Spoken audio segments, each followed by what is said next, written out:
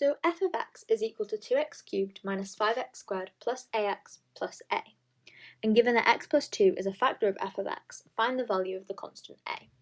So first of all, the use of the word factor in this question gives us a bit of a hint that they want us to use the factor theorem.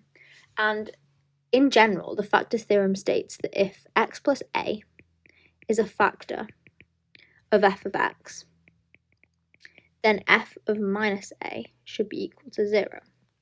Now, if we put this into the context of the question and use the numbers they've given us, then we can say that if x plus 2 is a factor, then f of minus 2 should equal 0. And that's just substituting a with 2. And now, what f of minus 2 means is that just in this equation up here, we want to replace x with minus 2. And so we can write this out as 2 multiplied by minus 2 cubed minus 5 multiplied by minus 2 squared plus a multiplied by minus 2 plus a, and that's all equal to 0. Now, in the mark scheme, this states that this will get us our first method mark because we've shown that we know what the factor theorem is and that we know that therefore f of minus 2 must equal 0.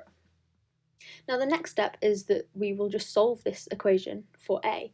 So if we put the first two terms in our calculator, we know that 2 multiplied by minus 2 cubed is minus 16, and minus 5 multiplied by minus 2 squared is minus 20, and then we have a minus 2a plus a, and that's again equal to 0.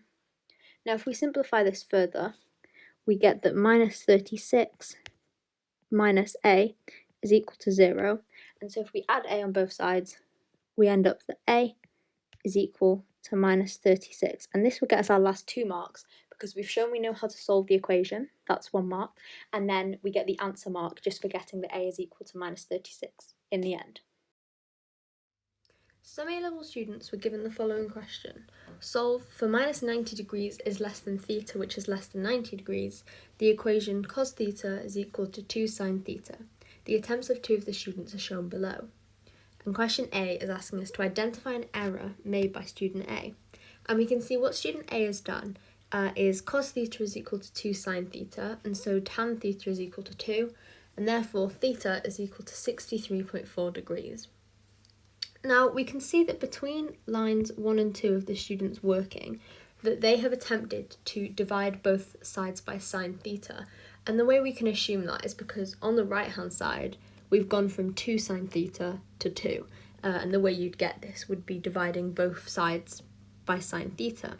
So this means that they've assumed that cos theta, this is on the left-hand side now, that cos theta divided by sine theta is equal to tan theta because they started out with cos theta, and then if we divide both sides by sine theta, and then they have ended up with tan theta.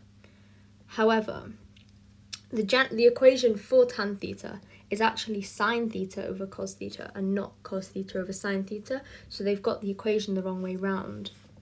And so we can say that it should be sine theta over cos theta is equal to tan theta.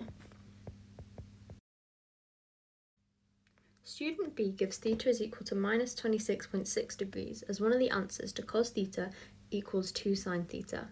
And question BI is asking us to explain why the answer is incorrect. Now, if the question is only asking why, this means we don't need to actually provide any kind of reasoning other than that we just need to show that it's incorrect. And so to show it's incorrect, we can just substitute theta equals minus 26.6 into the equation. So if we take the left-hand side, which is cos theta, if we use theta equals minus 26.6 degrees, we put this into our calculator, we get that cos of minus 26.6 is 0.894 to 3SF. And then if we take the right-hand side, which is 2 sine theta, and put this into our calculator, we actually end up with minus 0.896. Now, as you can see, these two numbers that we ended up with are different, and therefore cos theta is not equal to 2 sine theta, and therefore the answer is incorrect. So for part II, we're asked to explain how this incorrect answer arose. And to find this, we need to look back at student B's working to see what they did. So they started out with the equation cos theta equals 2 sine theta, and then they squared both sides to get cos squared theta equals 4 sine squared theta. And then, because of the equation, or the identity rather, sine squared theta plus cos squared theta is equal to 1, they replaced cos squared theta with 1 minus sine squared theta, because you can just rearrange that. And then they added sine squared theta to both sides and divided by 5, and then square rooted and used a calculator to find that theta is equal to plus or minus 26.6 degrees. And we've just found that this answer is incorrect in part I, and we've shown this. But to explain how, we need to look at this line of working here, right up at the top where they squared both sides. And the problem with doing this is squaring both sides of an equation when they weren't originally squared introduces an extra solution. And a good way to think about this is if we think of a number, so for example 5, if we say that x is equal to 5 and then we square it, so x squared is equal to 25, and then we square root it, which you would think is just the reversal, you now get that x is equal to plus or minus 5, which it isn't, because we stated that x was 5, but we've introduced an extra solution of x is equal to minus 5. And here, this seems to be the problem as well. And so we can say that the incorrect answer arose from squaring.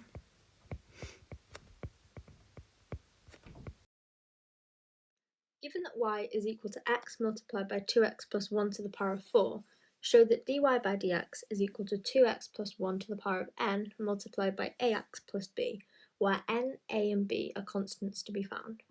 So first of all, we can see that in the question we have a function, y equals x, multiplied by another function, y equals 2x plus 1 to the power of 4. And if we're differentiating two functions multiplied by each other, we know we need to use the product rule. And the product rule states that if y is equal to u multiplied by v, then dy by dx is equal to u multiplied by dv by dx plus v multiplied by du by dx. And we can see where u and v are in the question. If we say that this is u, then x is also u, and v is therefore 2x plus 1 to the power of 4. And if we write this out, that u is equal to x, and v is equal to 2x plus 1 to the power of 4, the only thing left we need to fill in this formula is dv by dx and du by dx. So to get du by dx, if we differentiate x, we end up with 1. And to get dv by dx, if we differentiate it, we now need to use the chain rule. And the chain rule states that we need to bring forward this power in front of the bracket. So we bring forward the 4 and multiply it by the 2x plus 1. And then we take away 1 from the power, just like you would in normal differentiation, if you like. So it's to the power of 3. And then we multiply it by the differential of what's inside the bracket, so the differential of 2x plus 1, which is 2. And so we can write this a bit more simply as 8 multiplied by 2x plus 1 to the power of 3. So now we have everything we need to essentially substitute u, v, and the differentials of those two into this formula. So u multiplied by dv by dx is x multiplied by 8 multiplied by 2x plus 1 to the power of 3. And then v multiplied by du by dx is 2x plus 1 to the power of 4 multiplied by 1. And then if we simplify this a bit more, we get 8x multiplied by 2x plus 1 to the power of 3 plus 2x plus 1 to the power of 4.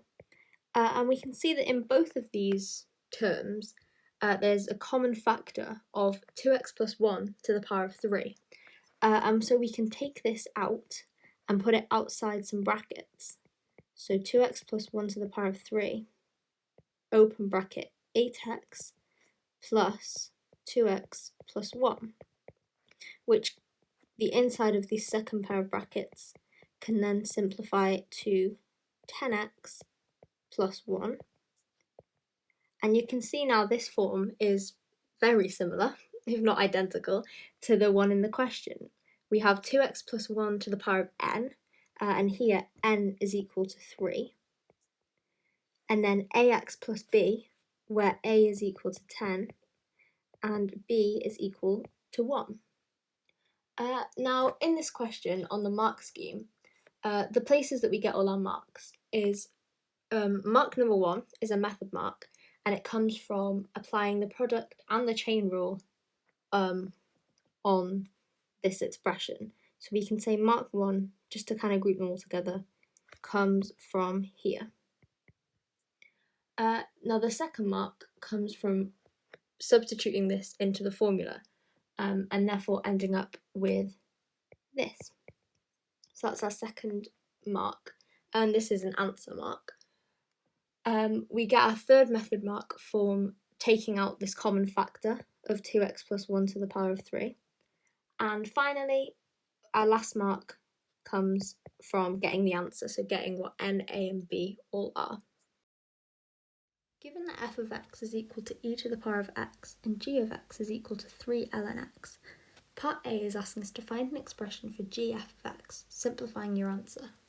So gf of x is just another way of writing g of f of x. And this is just exact same thing, but it's just a bit easier to visualise the fact that therefore, since f of x is e to the power of x, this is the same as writing g of e to the power of x. And all g of anything means, it just means that we replace the x in this expression up here. We replace the x with whatever we now have in the brackets, which in this case is, again, e to the power of x.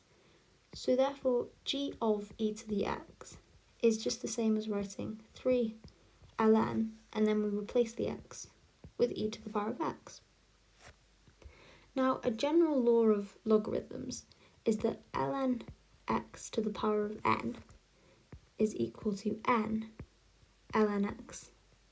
So the n moves kind of to the front of the expression. And we can see that this happens here with the x, and therefore we can write this as 3x multiplied by ln e. Now, another law we need to know is that ln e is equal to 1, because ln is just log to the base e, and this means you can't have a log where the base and then the number next to it are the same. These always cancel to 1, and it's no different when we have a natural log.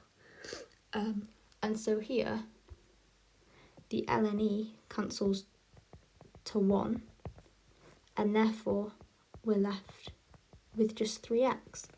And so we can conclude that gf of x is equal to 3x.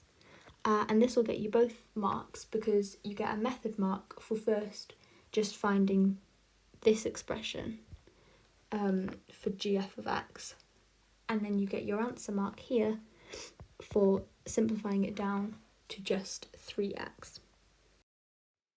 So in part B, we're now asked to show that there's only one real value of x for which gf of x is equal to fg of x.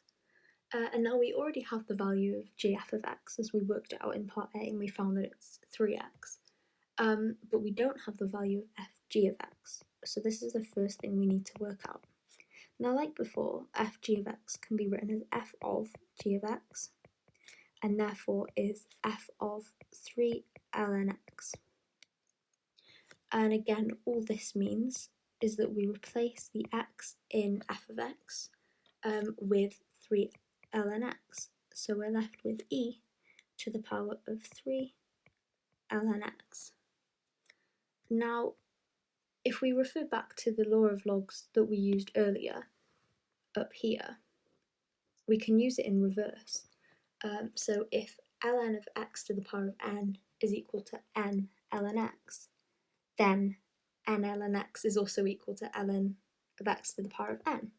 So we can write this as e to the power of ln x to the power of 3. Now another law of logs that you need to know is that e to the power of ln x is equal to x. The e and the ln again cancel, and therefore this can be written as simply x to the power of 3 because the e and the ln cancel out. Now we have gf of x and we have fg of x, so we can write gf of x is equal to fg of x, and we're left with 3x is equal to x cubed. Now we have an x on both sides, so we can divide through by x, and we're left with x squared is equal to 3, and therefore x is equal to plus or minus root 3.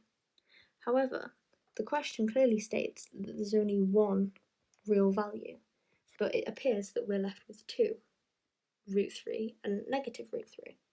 But if we were to draw a graph of y equals ln x or y equals 3 ln x, it doesn't really matter. The graphs look similar enough to prove this point.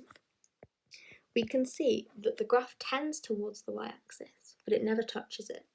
And so we can say that y equals ln x isn't defined. This is what we call it when there's no value for it. It's not defined when x is less than or equal to 0. And therefore, in this graph, x cannot be negative root 3 because the graph isn't defined at this value. And therefore, if y equals ln x isn't defined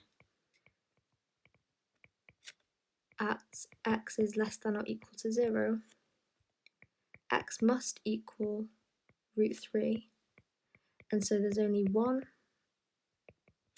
real value.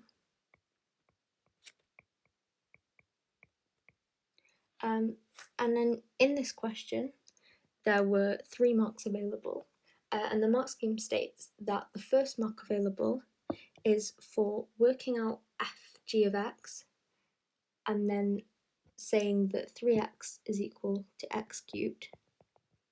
The second mark arose from finding that x is equal to plus or minus root 3. And our third mark is for finding the fact that since y equals ln x isn't defined at x is less than or equal to 0, then there's only one value since x cannot be minus root 3, and that would be all 3 marks. The mass m grams of a radioactive substance T years after first being observed is modelled by the equation m equals 25e to the power of minus 0.05 t. According to the model, part A is asking us to find the mass of the radioactive substance 6 months after it was first observed. So the first thing we need to note for this question is that in the information given, we're told that the units of t is years, and in the question, we're given a time frame that's in months, 6 months. And we know that 6 months is half a year because there are 12 months in a year. So that's the first thing we need to notice, is we need to convert between months and years to say that 6 months is 0.5 years. So now all we need to do is if we look into this, we look into the equation up here. To find m, the mass of a radioactive substance, we just need a time. We just need to substitute in a value of t. So if we say this value of t is 0.5 years, the equation, according to the model, the equation will give us the mass of the radioactive substance after 0.5 years. So if we substitute in t equals 0.5 into our equation, we get that m equals 25e to the power of minus 0.05 multiplied by 0.5, And if we put this into our calculator, we get that the value of m to 3 significant figures is 24.4, and then, because in the question we're told that it's m grams, we know it's 24.4 grams. And that's our answer. So the 2 marks for this question come from, our first mark is for substituting in t equals 0.5 years, and that's a method mark. And then we get an answer mark for actually getting that m is equal to 24.4 grams. So part B is asking us to show that dm by dt is equal to km, where k is a constant to be found. So the first thing we need to do is remember the general rule for differentiating exponential equations, because this is what this is, and we know that because of the e to the power of something.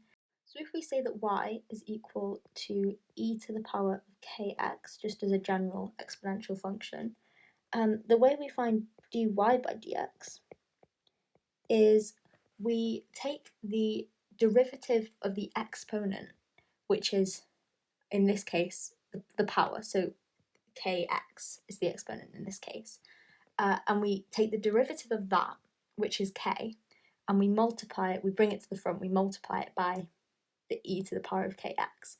So if the derivative of kx is k, we do k multiplied by e to the power of kx, that bit stays the same, and that's how we differentiate an exponential function.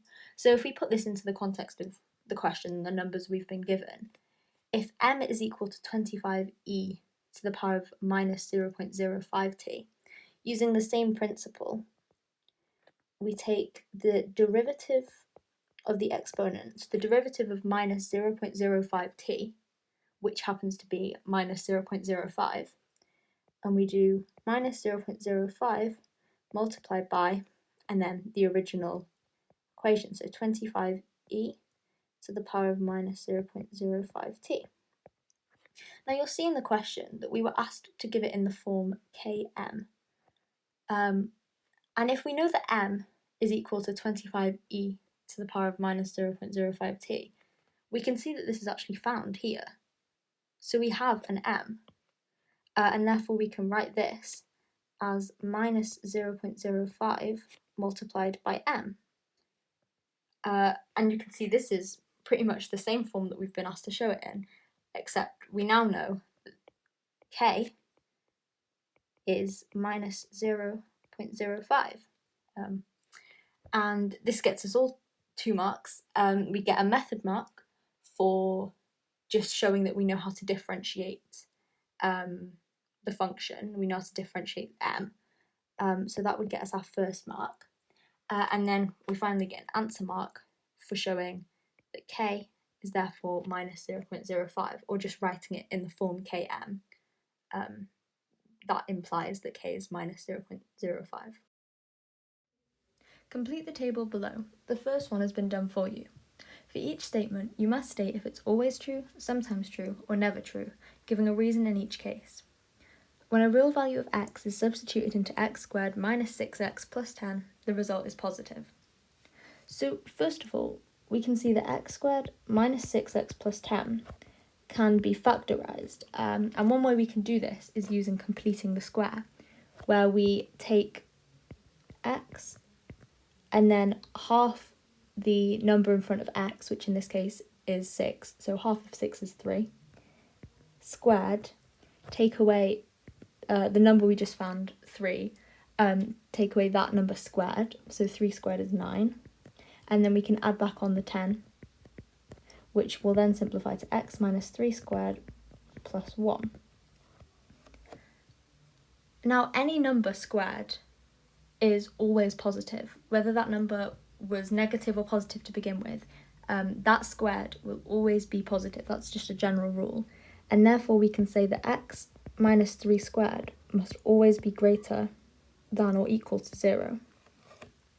Now if we add 1 onto both sides, that means that x minus 3 squared plus 1 must always be greater than or equal to 1, and 1 is a positive number, which means that this statement must be always true because any value of x will lead to a number greater than 1. and therefore is always positive. And this will get us 2 marks because we've shown that we know how to complete the square. That gives us the first method mark, and then the answer mark for saying that this statement is always true will get us a 2nd mark. So if ax is greater than b, then x must be greater than b over a. So first of all, we need to find out if this can ever be true. So as an example, if a is greater than 0, so a is a positive number, and ax is greater than b, dividing both sides by a ends up with x is greater than b over a, which is exactly what they've put in the statement. And this tells us that at least sometimes, if not always, this statement can be true. However, if we were to take a different number, say a negative number, we need to see if this would remain the same, whether the statement would still be true. And so if we did look at if a was less than 0, so if a was negative, and we still had ax is greater than b, in an inequality, if we divide both sides by a negative number, it causes the inequality symbol to flip. So dividing both sides by a, which here is negative, would actually leave us with x is less than b over a, which is not what they've given us in this statement. This is the opposite. And so we can say that this statement is only sometimes true, because if a is greater than 0, it is true. But when a becomes a negative number, this statement isn't true anymore because the inequality symbol flips. And you can try this as well with numbers. If you put in certain numbers for a and b, where a is sometimes negative, you can see that x becomes less than b over a instead of greater than. And this would give us both marks because we've stated that it's only sometimes true for the answer mark, and for the method mark we've shown why. We've shown a case where it may not always be true, which is when a is negative. The difference between consecutive square numbers is odd. So first of all, as a general formula, if you like, for a square number, if we use n, then the square number would be n squared.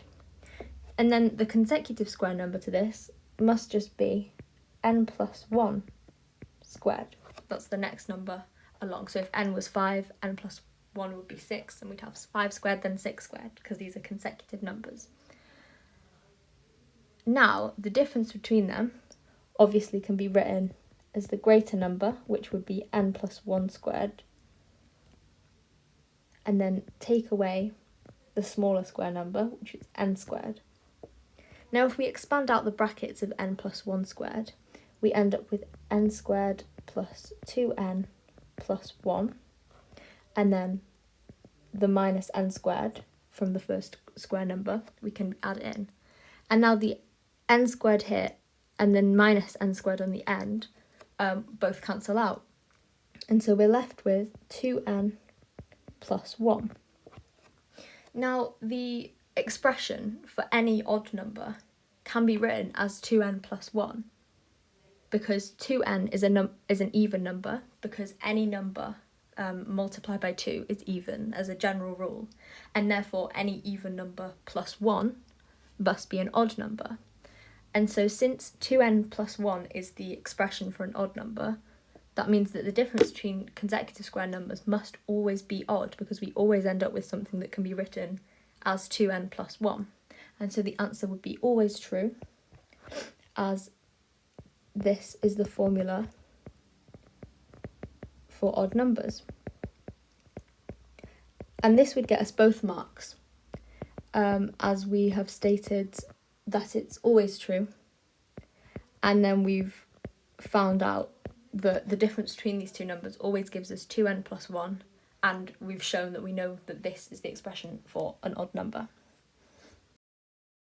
Use the binomial expansion in ascending powers of x to show that root 4 minus x is equal to 2 minus a quarter x plus kx squared plus etc., where k is a rational constant to be found.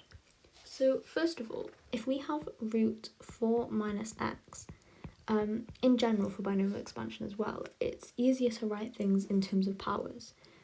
So we can write anything square rooted is the same as to the power of a half. So if we write that out, it automatically becomes a lot easier for us to solve.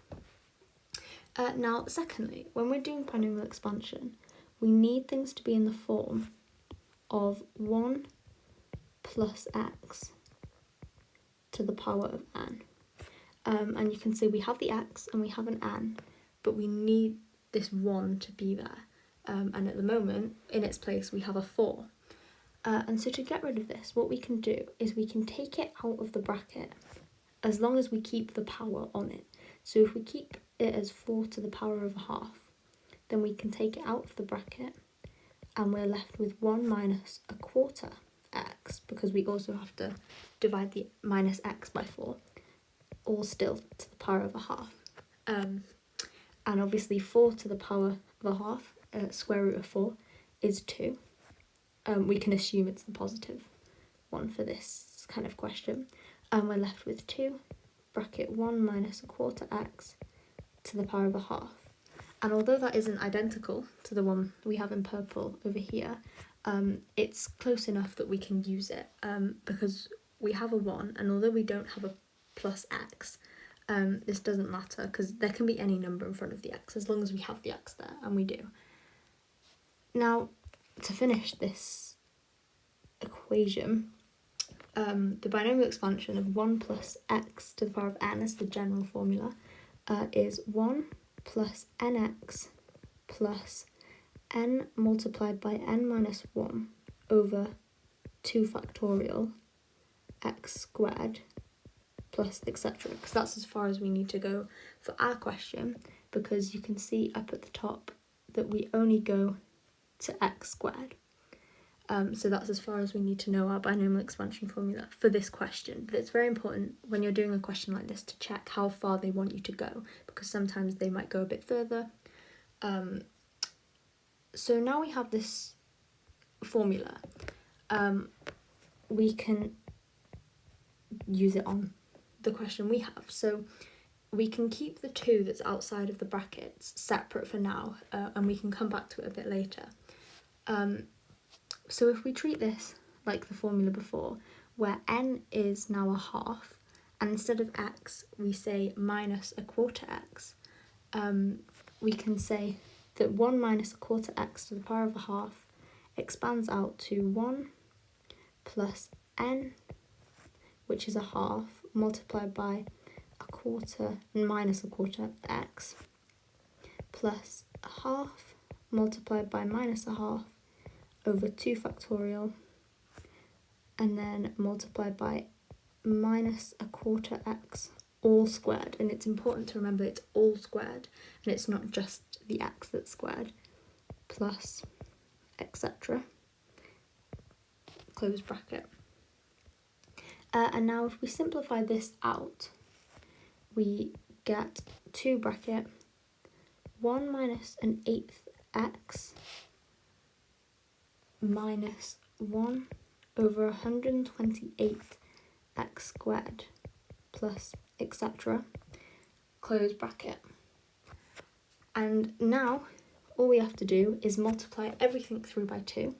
So we're left with 2 minus a quarter x minus 1 over 64 x squared plus etc.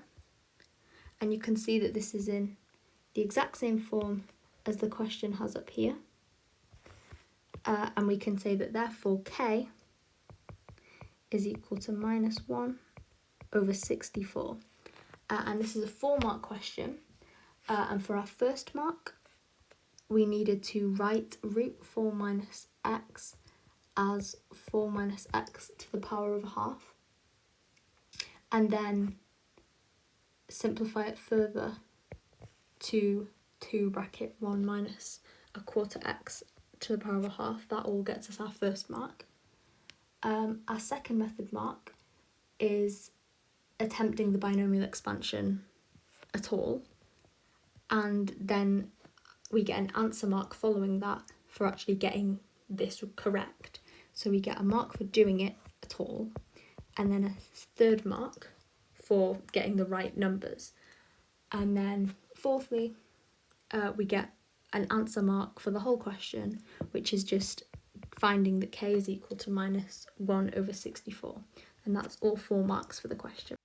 A student attempts to substitute x equals 1 into both sides of this equation to find an approximate value for the root of 3. And question B asks us to state, giving a reason, if the expansion is valid for this value of x. So to find if an expansion is valid, using the general rule, so if we use when it's 1 plus x to the power of n, we can say that this, and this is a general rule, is valid when the modulus of x is less than 1. And this is just the general rule that we use to know if an expansion is valid.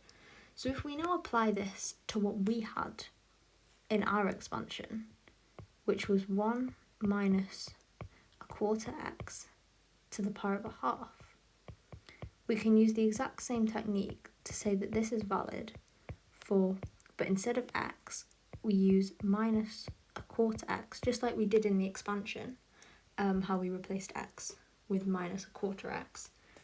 And then this is still less than 1 because we still have the 1 there. Now, if we just rearrange this by multiplying both sides by 4, we're left with modulus of minus x is less than 4.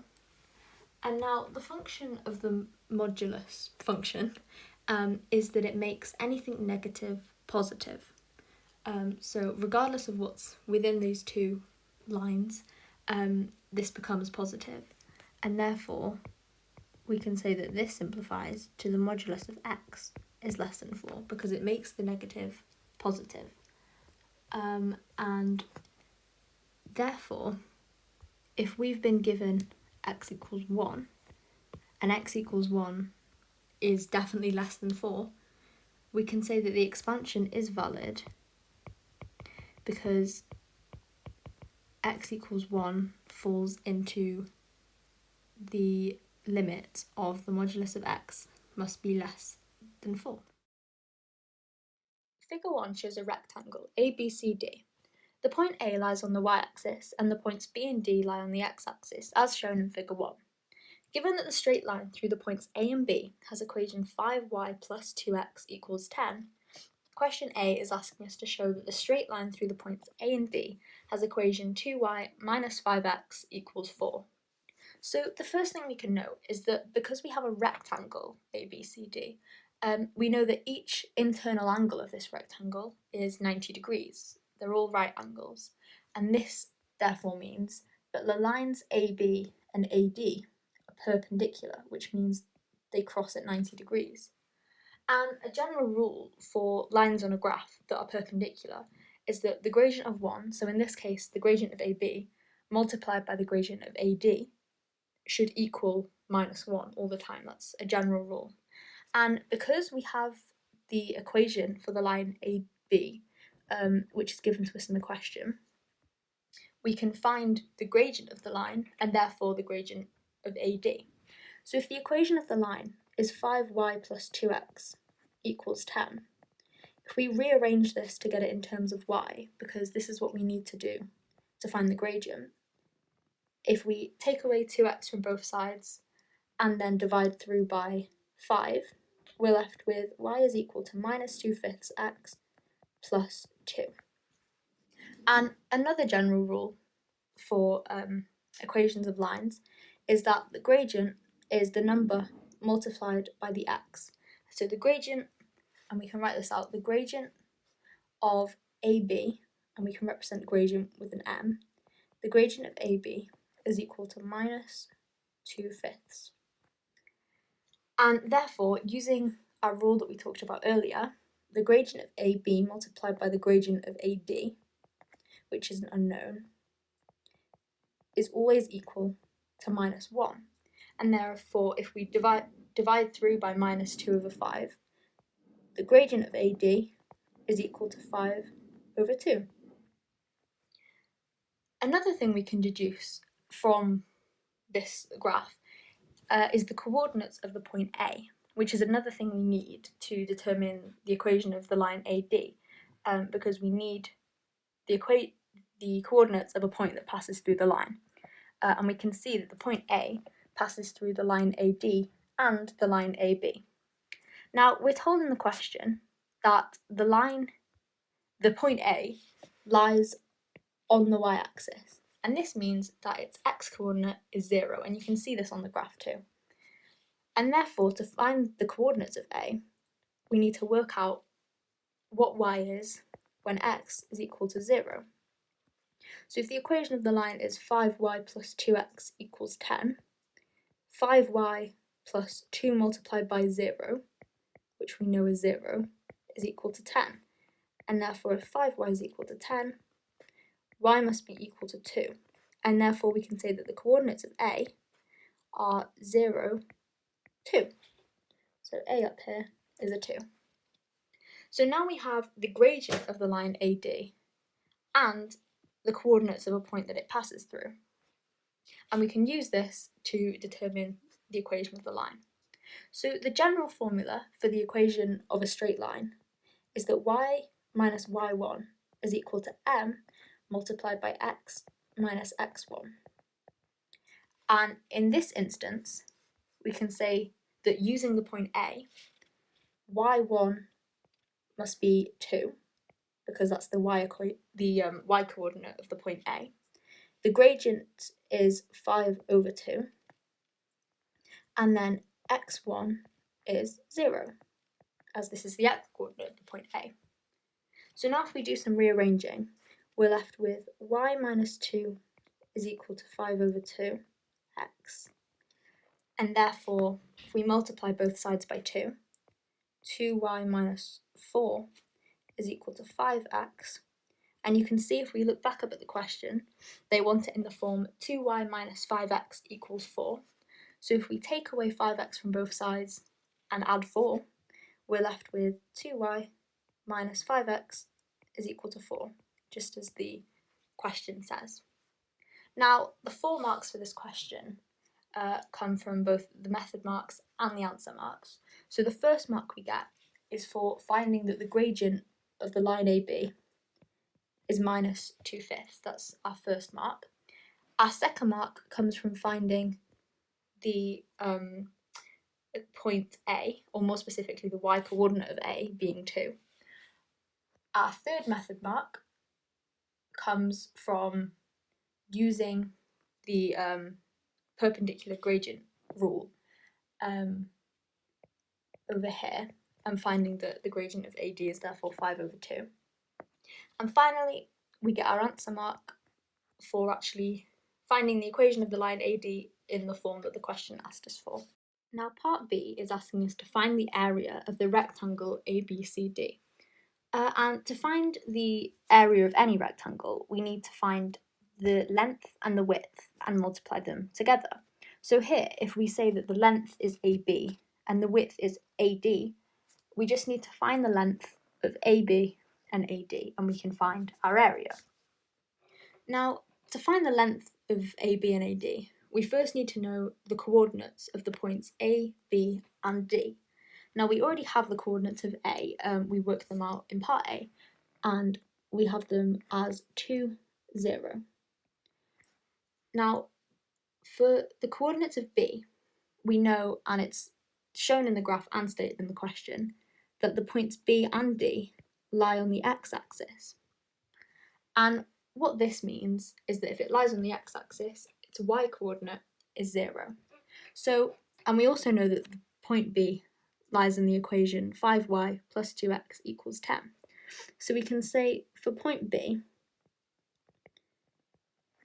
at y equals 0, 5y, which is 5 multiplied by 0 and therefore 0, plus 2x equals 10, and therefore x is equal to 5. And the coordinates of B are 5, 0. And we can do the exact same thing for the point D. So at y equals 0, But now we use the equation of the line AD because the point D lies on that line. And the equation for AD is 2y, but as we know, y is 0, and therefore 2y is 0, minus 5x is equal to 4, and therefore x is equal to minus 4/5. And so the coordinates of D are minus 4/5, 0. So now we have the coordinates of both of these points. B is at 5, 0, and D is at minus 4/5. We can work out the lengths of both these lines. So the way we work out the length of any line between 2 points on a graph is we use Pythagoras' theorem.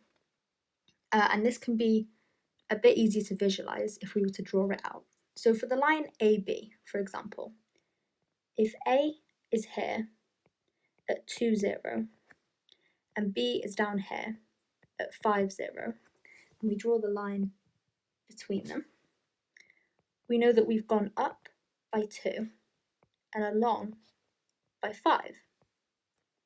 And so to find the length of AB, we would do square root of 2 squared plus 5 squared, which if you put into your calculator is root 29. Now if we use the exact same method for AD, and you could draw out pretty much an identical kind of sketch, we do the same thing for AD. We get that AD is equal to root minus 4/5 squared plus 2 squared. And if we put this into our calculator, it's equal to 2 root 29 over 5. So now we have the width and the length of the rectangle ABCD.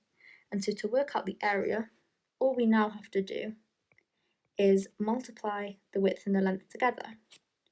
And we are left with 11.6 units squared, because we don't have any units for any of these points. We cannot give a unit, but we're left that the area of ABCD is 11.6. So for the 3 marks available for this question, our first mark comes from using Pythagoras' theorem to find AB or AD. So we can say that our first mark comes from over here.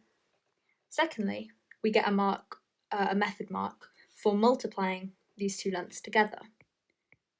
And our final mark comes from our answer. It's an answer mark, and we get it simply for writing 11.6 as the area of the rectangle. Given that a is constant and the integral of 3 root x plus a dx between the limits of 1 and 4 is equal to 2a squared, show that there are exactly 2 possible values for a.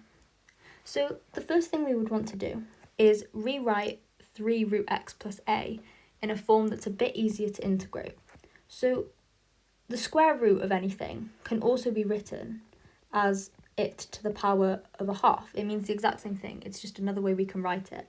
But writing things in terms of powers makes them a lot easier to integrate.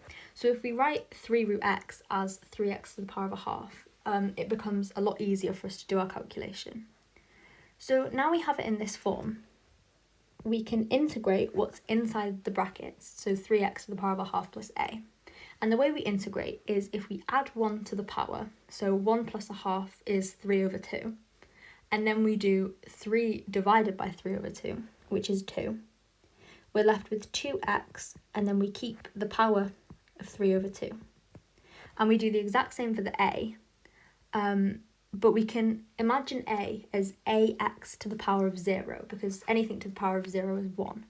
So if we imagine it as ax to the power of 0, adding 1 to 0 gives us ax to the power of 1, which is simply ax, and dividing a by 1 leaves us with a still. Dividing anything by 1 keeps the number the same. So a integrates to simply ax. And then we keep, because this is still between the limits of 4 and 1. So the next thing we do is we substitute in, for x, we substitute in 4 and 1. So we always do the larger limit first, which here is 4. So we do 2 bracket 4 to the power of 3 over 2 plus a bracket 4. and then this is take away, the exact same thing, but we replace x with 1 instead of 4. And now, if we put some of these into our calculators, 2 multiplied by 4 to the power of 3 over 2 is 16. Then this is plus 4a minus 2 minus a. Remember that because this minus is on the outside of these square brackets, the a also becomes negative. This can trip people up sometimes. So now we're left with, if we simplify this a bit further, 14 plus 3a. Now in the question, we're told that this is equal to 2a squared. So if we write this out, we now will end up with an equation that we can solve. So 14 plus 3a equals 2a squared, and therefore if we take away 3a and 14 from both sides, 2a squared minus 3a minus 14 is equal to 0. So the way we can now solve this is either using the quadratic formula, or we can do it by inspection, by looking at it. And this is one of the questions where it becomes easier actually to just do it by looking at it. So the way we'd solve it is we need to look for two numbers that multiply to make minus 28, because this is what the 2 and the minus 14 multiply to make. So we need to look for two numbers that multiply to make minus 14 and add to make minus 3. And it just so happens that there are two numbers and they are whole numbers, and they are minus 7 and 4.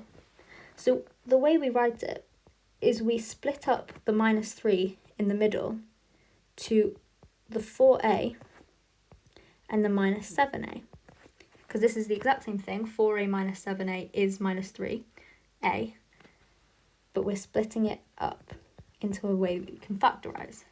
So if we factorise the first half of this, the 2a squared plus 4a, 2a goes into both of these terms, so we can write it as 2a bracket a plus 2. And similarly for the last two terms, minus 7 is a factor of both. So then inside the bracket, we get the exact same thing as the other side, which should always happen, a plus 2. And this is still all equal to 0. So now we keep the a plus 2, and in the other bracket, we use the things outside of each bracket, so 2a minus 7 as our second bracket. And this is still equal to 0. And now the way that we then solve this is we say for a plus 2 equals 0, so therefore a is equal to minus 2. And for this bracket, if 2a minus 7 is equal to 0, if we add 7 to both sides and divide through by 2, a is equal to 7 over 2. And these are our two values of a that we're asked for in the question. Now, in this question, to get our marks, there are 5 marks available. So, first of all, we get a mark for method and answer for simply writing that 3x to the power of a half plus a integrates to 2x to the power of 3 over 2 plus ax. So this is 2 marks, one for the method and one for actually getting the right numbers. Our next method mark comes from using these limits and then setting them equal to 2a squared. So this is now 3 marks in total. And then we get a method mark for solving a quadratic at all. And our last mark comes from getting the right answer, so getting that a is equal to minus 2 and 7 over 2. And this is all 5 marks for this question. In a geometric series, the common ratio is r, and the sum to n terms is Sn. Given that the sum to infinity is equal to 8 over 7 multiplied by the sum of the first 6 terms, show that r is equal to plus or minus 1 over root k, where k is an integer to be found. So first of all, we need to write down the equation for the sum to infinity of a geometric series and the sum of the first n terms of a geometric series. So the sum to infinity formula can be written as a divided by 1 minus r. This is just a formula you have to learn. And similarly, the sum to n terms, and there are 2 formulas for the sum to n terms of a geometric series. and they are exactly the same, but they're just a bit easier to use. If r is greater than or less than 1, you pick a different one.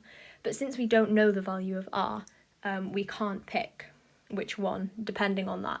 So it doesn't really matter which one we can use. So if we use a multiplied by 1 minus r to the power of n, all divided by 1 minus r. So now we have these two formulas, we can put them into the equation that we were given. So the sum to infinity is a divided by 1 minus r, and then we have 8 over 7 multiplied by the sum of the first 6 terms. So all this means is that in the sum of n terms formula we replace n with 6. So we have 1 minus r to the power of 6 instead of n.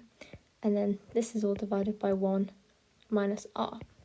Now writing out the formula in this form, not simplified or anything, gives us our first mark, because we've shown we know the formulas and we know how to use them in context. So now if we go to simplify this formula, we can start out by multiplying out the brackets on the right hand side. So we'll have 8a multiplied by 1 minus r to the power of 6 all over 7 multiplied by 1 minus r. Now you can see on both sides that there's a 1 minus r in the denominator. So if we multiply both sides by 1 minus r, these two will cancel out and we're left with a is equal to 8a multiplied by 1 minus r to the power of 6 all over 7. Now there's also an a on both sides. So if we divide both sides by a, we're left with 1 is equal to 8 multiplied by 1 minus r to the power of 6 over 7. And then if we multiply both sides by 7 and then divide by 8, we'll be left with 1 minus r to the power of 6 is equal to 7 over 8. Now, if we go further to solve this and add r to the power of 6 to both sides, and then take away 7 over 8 from both sides, we're left with r to the power of 6 is equal to 1 over 8. And now this gets us our next 2 marks. Getting the formula just in terms of r is our second method mark, and then our third method mark comes from getting the r to the power of 6 is equal to 1 over 8. And then we can solve this further by taking the 6th root of everything. And obviously the 6th root of 1 is just 1. But the 6th root of 8 can also be written as root 2. And therefore we can write, I should add a plus or minus in front of that, we can write that r is equal to plus or minus 1 over root 2, which is just the form that they've given in the question here. And so we can say that, to be a bit more specific, that therefore k is equal to 2. And this will get us our final marks because we've solved the question when we've told them that k is equal to 2. Figure 2 shows a sketch of part of the graph y equals f of x, where f of x is equal to 2 modulus of 3 minus x plus 5, where x is greater than or equal to 0. Now part A is asking us to state the range of f, and what the range of any graph means is all the possible values that y, the y coordinate of all the points on the graph, can take. So here we can see that the lowest y coordinate on this graph is here, but whatever this value is here, this is the minimum point on the graph, and therefore the range must be whatever this value is and upwards, because y can take any form that is that number or greater than it, and all we need to do is figure out what this number is. So if we consider the graph, and we can do some rough sketches to visualise this, if we consider the graph in its first form, if you like, where y is equal to modulus 3 minus x, without any of these transformations of 2 and plus 5, if we consider when it was just y equals modulus of 3 minus x, we can say that the graph, to draw it very roughly, looked a bit like this. And the main important thing that we need to note now is that here it was touching the x-axis. So regardless of what the x-coordinate was, its y-coordinate was 0. Now, the next transformation that was added to it is that it was multiplied by 2. Now, adding this transformation onto any graph simply means that all of its y-coordinates were multiplied by 2, which would just make the gradient of these lines a bit steeper. But if the y-coordinate here was 0, 0 multiplied by 2 means that this coordinate, where it's touching the x-axis, the y-coordinate is 0 still. And then the final transformation added to it, if we think of it like that, is this plus 5. And plus 5 means that all of the y-coordinates, 5 was added to it. It was moved up by 5. And this is the graph that we can see here that's drawn y equals f of x. So if we went from, on this graph here, y being equal to 0 at this minimum point, and then 5 was added to it, so essentially it moved from here up to here, 5 was added to this y-coordinate, which means it moved up by 5, and therefore the y-coordinate of this point is no longer a question mark, but a 5, as it moved from 0 to 5. And therefore the range of values that y can take on this graph is 5 or anything greater than 5, which means that we can say the range of the graph is f of x, as this is how we write range. We say that f of x is greater than or equal to 5. Now, for part B, we're asked to solve the equation f of x is equal to a half x plus 30. And we know that f of x is equal to 2 multiplied by the modulus of 3 minus x plus 5. So the question is essentially asking us to solve 2 multiplied by 3, the modulus of 3 minus x plus 5 equals a half x plus 30. Now the problem here is having these straight lines, these symbols that implied as a modulus function, is that this can take two values.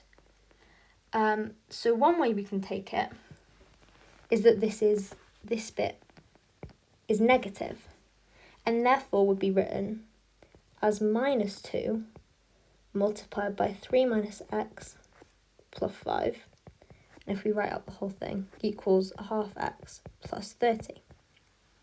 And then if we simplify this a bit, we have minus 6 plus 2x plus 5 equals a half x plus 30. And we can continue to solve this to find the value of x.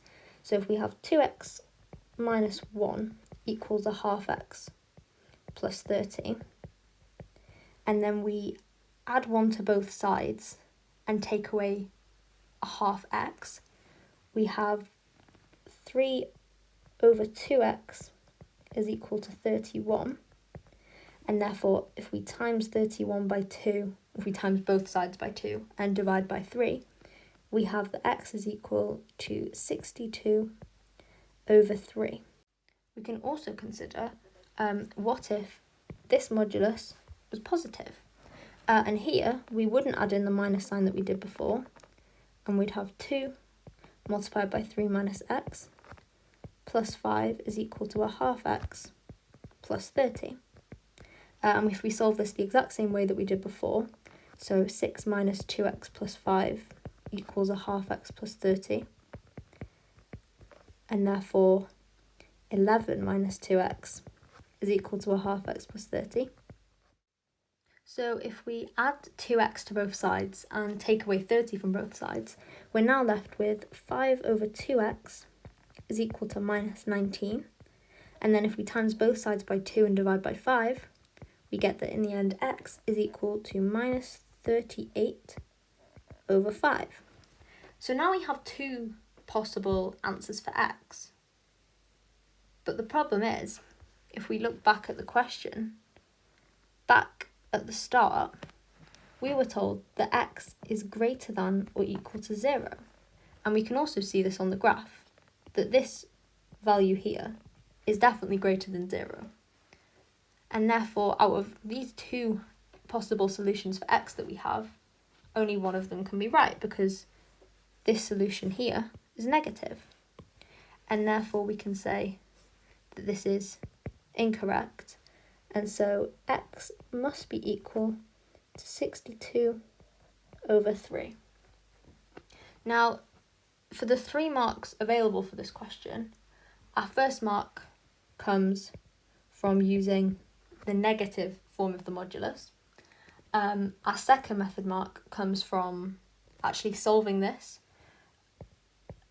and finding a value of x. And then we get an answer mark for finding the actual value of x, which is 62/3. So for part C, we're told that given that the equation f of x equals k, where k is a constant, has 2 distinct roots, state the set of possible values of k.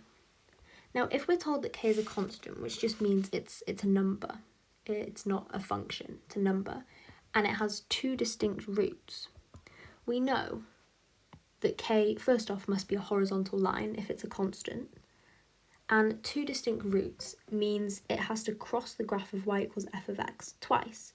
So, for example, we don't know that it is, but if k was here, we can see it's a horizontal line with a point of intersection here and here, and therefore it would be a possible value of k.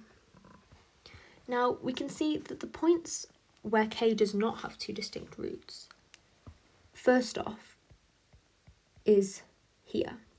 Because if k was less than or equal to whatever this value is here, then it would have no roots, and we're told it must have 2. But if k was less than whatever this value is here, which we actually worked out in part A to be 5, so we can say that this is 5, and if k was less than 5, and it fell anywhere in this empty space, then f of x equals k would have no roots, and therefore that counts as what we're told in the question, and therefore this can't be true. So we know that k has to be greater than 5, because as well, if it was equal to 5, we can see here there's only 1 point, and therefore it would only have 1 root, which again counts as the question because we're told it has 2. So therefore k has to be greater than 5, and we know this. Additionally, if you look at this graph, we know that f of x is only defined when x is greater than or equal to 0, which means here, at this point, and we don't know what this value is yet, but if k is greater than whatever this unknown value is, there's only 1 root, because it only passes through this line. There is nothing, this line stops here because we're told that x is greater than or equal to 0. And so if k is greater than this question mark, this unknown value, if k is greater than this, then there's only 1 root, which again is not what we're told in the question. So now we know that k has to fall between 5 and this unknown value. So we need to work out what this unknown value is. So we can see on the graph that here x is equal to 0 because it lies on the y-axis. And therefore, if we use the equation 2 multiplied by the modulus of 3 minus x plus 5, and we substitute in when x is 0, we're left with 2 multiplied by 3 minus 0 plus 5 is equal to y. And since the modulus of 3, because that's what we're left with here, the modulus of 3 just means to make 3 positive, but since 3 is already positive, this is just multiplying 3 by 2. So we have 6 plus 5 is equal to y, and therefore y is equal to 11. So we know that this is no longer an unknown value, but this is an 11. And so we know that k has to be greater than 5, as we've stated over here, but k also has to be less than or equal to 11. And the reason it's less than or equal and not just less than is that you can see that if k was equal to 11, we have a point of intersection here and here. So it has two roots and would therefore fit the criteria we're given. So now we know that k has to be less than or equal to 11, but greater than 5. And to write this for the answer, we need to write this in set notation. And this is just, the way we do this is k colon, and then k is in the real numbers, and this is denoted using this notation. And then we just say that k is greater than 5, but less than or equal to 11, which is what we have already stated in just before in the question. And then another curly bracket, and that's how we'd write our answer out in set notation.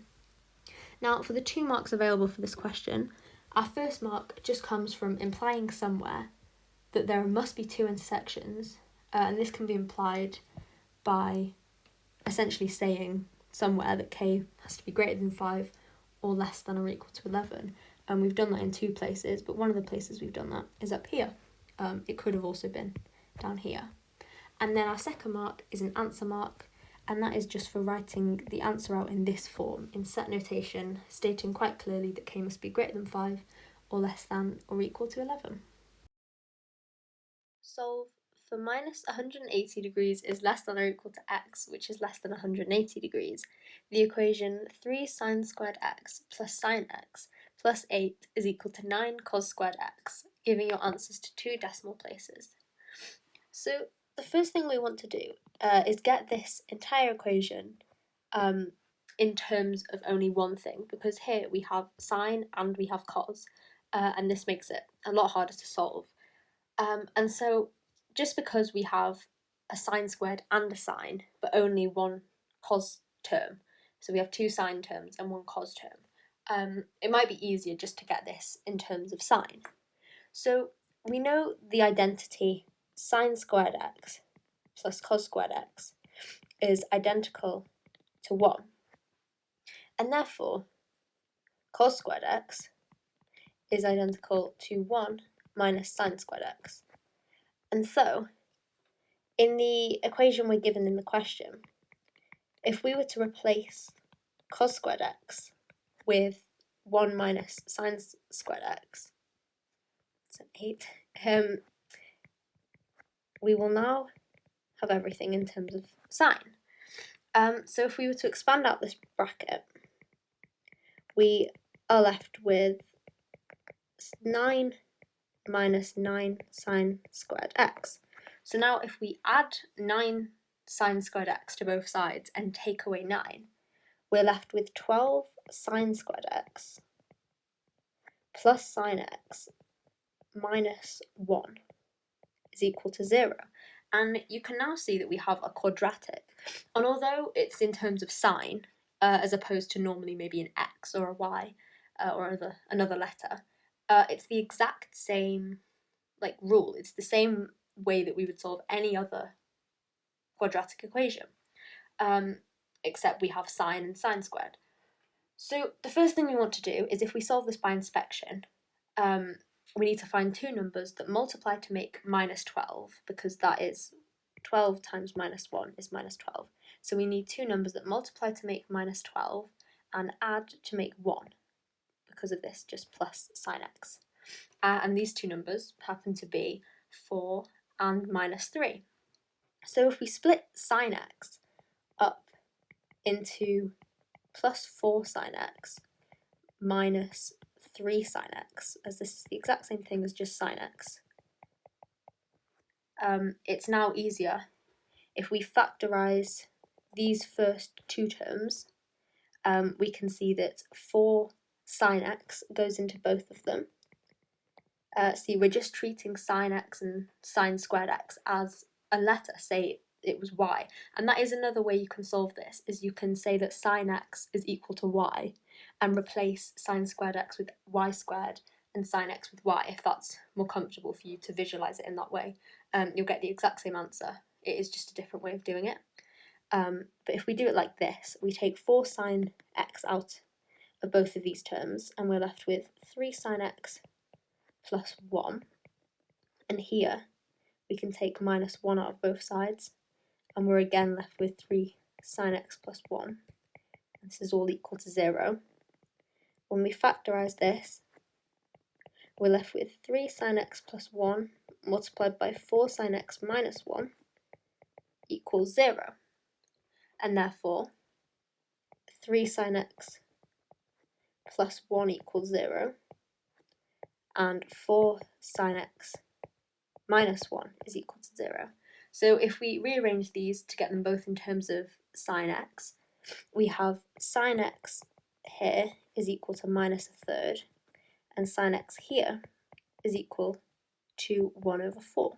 So if we solve this by using arcsine, or the inverse, here we get the x, and we just put this into our calculator, we get the x is equal to minus 19.47 degrees. And if we remember back up in the question, we want between minus 180 degrees and 180 degrees, and this falls in there into this these limits, so this is a valid answer. However, if we remember and if we draw a quick sketch of the graph of y equals sine x, quite a messy sketch, we know that if sine x is equal to minus a third, there are 2 solutions here, and we can say that this one is minus 19.47, and the other solution is here. And the way we can find this one is using the rule for sine graphs, and to find this one we would do minus 180 degrees take away minus 19.47, and if we put this into our calculator, we get this is minus 160.53 degrees, because remember this is all to 2 decimal places as specified in the question. Now for this next one, where we have sine x equals a quarter, if we were to draw this line on the graph around here, and we put it into our calculator, the first result we get is 14.48, and it's safe to assume that that is this solution here. And to find the next one, similar to before, if we do 180 take away 14.48, we end up with 165.52 degrees, and we can say that that is therefore this solution here. So now we have 4 solutions, and these are the only 4 solutions, because if we remember, we are within this range of between minus 180 and 180 degrees. So these are our 4 answers, and if we write it out a bit clearer, all is 1. And if we do it in order, we can say that x is equal to minus 160.53 degrees, minus 19.47 degrees, 14.48 degrees, and 165.52 degrees, and this is all to do 2 decimal places. Now there are 6 marks available for this question, and so our first one comes in the form of a method mark, and it's from using the fact that cos squared x is identical to 1 minus sine squared x, and substituting that into our formula, so that's our first method mark. And then we get an answer mark for then saying that this therefore ends up in this form here, 12 sine squared x plus sine x minus 1 equals 0. We then get a method mark for factorising this in the form that we have here, and a further answer mark for obtaining sine x is equal to minus a third and a quarter. So both of these get us another mark.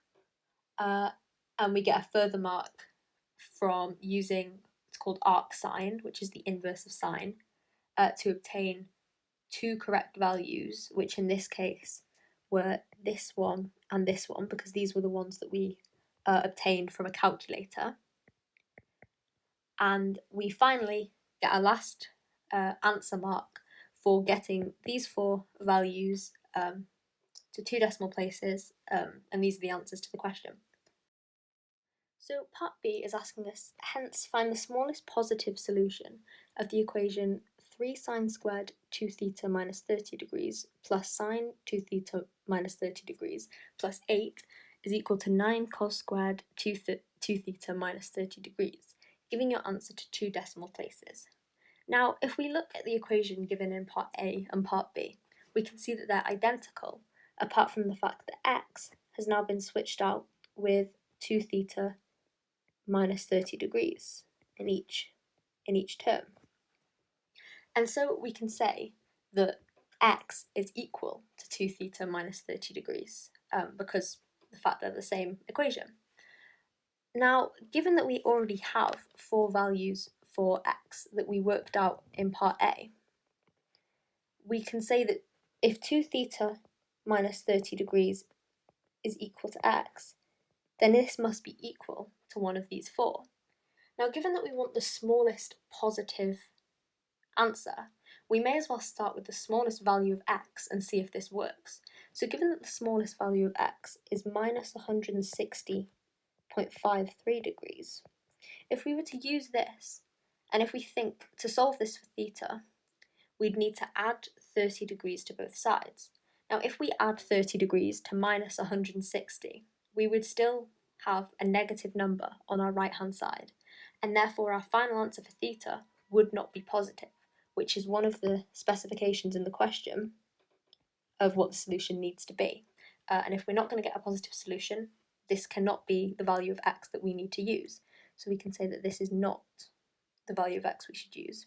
So the next smallest number is minus 19.47.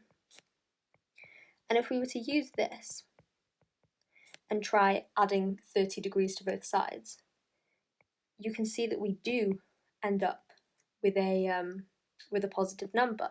We get 10.53 degrees to 2 decimal places.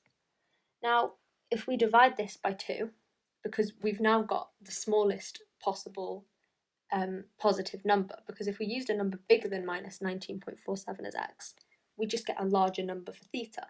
But the question specified that they wanted the smallest positive value. So if we use this, divide both sides by 2, we get that therefore theta is equal to 5.26, as this is to 2 decimal places. And remember, we're using the whole value of 19.47, not just the rounded up version. And this is the smallest positive solution of the equation. And the 2 marks available in this question, the first one is awarded for setting 2 theta minus 30 degrees equal to minus 19.47 degrees. And then we get an answer mark for saying that theta is equal to 5.26 degrees. Express 10 cos theta minus 3 sin theta in the form r cos theta plus alpha, where r is greater than 0 and alpha is greater than 0 and less than 90 degrees. Give the exact value of r and give the value of alpha in degrees to 2 decimal places. So the first thing we want to do is recall the identity that states that r cos theta plus alpha is identical to r cos theta cos alpha minus r sin theta sin alpha. That's just a general identity. So now what we can do with this is, as we're told in the question, that 10 cos theta minus 3 sin theta can be written in this form, that therefore 10 cos theta minus 3 sin theta can be written as equal to this, r cos theta cos alpha minus r sin theta sin alpha. So if we write that out as 10 cos theta minus 3 sin theta is equal to r cos theta cos alpha minus r sin theta sin alpha.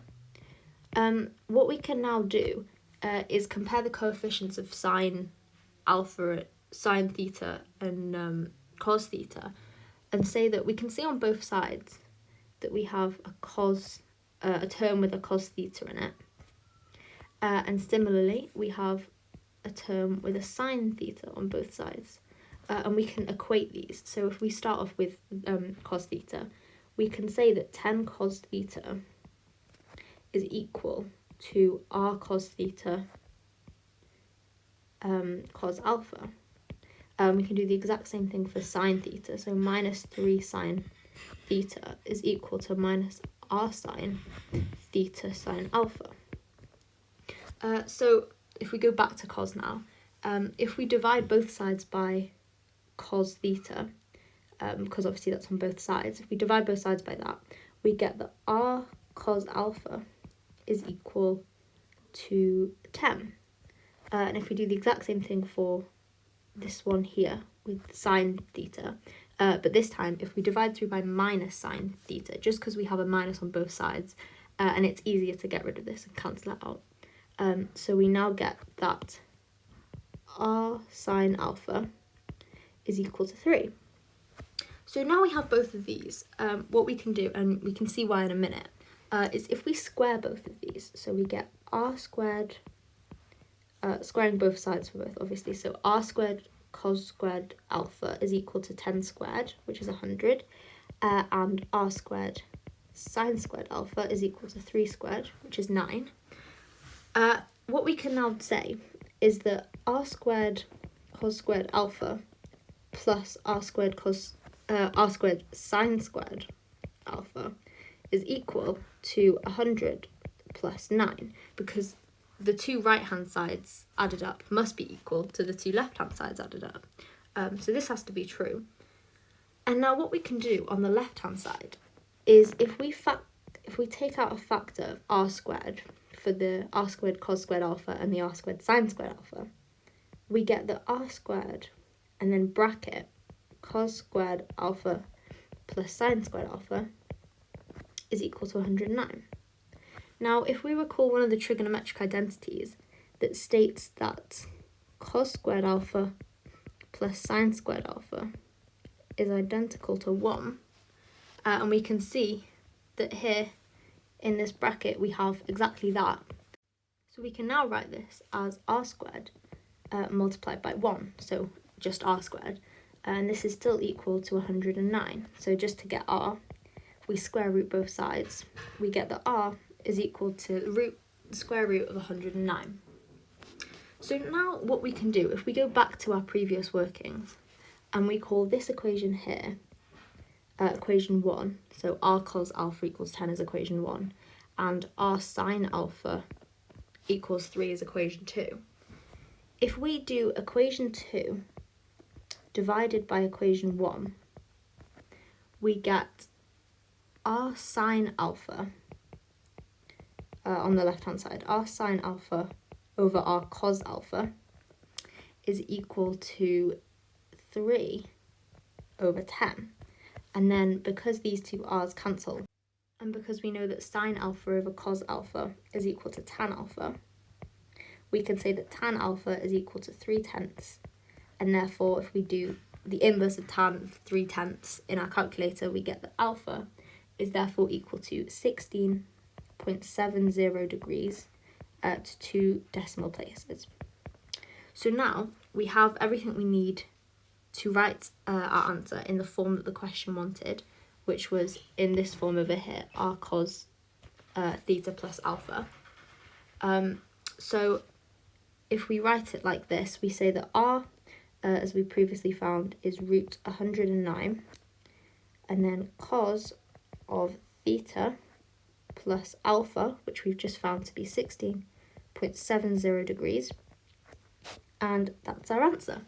And the 3 marks available for this question, our first mark comes from finding that r is equal to the square root of 109, and then we get a method mark for writing that tan of alpha is equal to 3/10, and our final mark comes from the fact that we find alpha is equal to 16.70, and therefore we can write it in this form that we've got over here. So that's kind of a joint mark for these 2. The height above the ground, h meters, of a passenger on a Ferris wheel t minutes after the wheel starts turning is modelled by the equation h equals a minus 10 cos 80t degrees plus 3 sine 80t degrees, where a is a constant. Figure 3 shows the graph of h against t for 2 complete cycles of the wheel. Given that the initial height of the passenger above the ground is 1 metre, part BI is asking us to find a complete equation for the model. So the first thing we can do with the information we've been given is we can use the fact that we're told that the initial height is 1 metre. So initial height means when t is equal to 0. So we're saying that when t is 0, h is 1, and we can see on the graph here that therefore the h coordinate of this point is 1.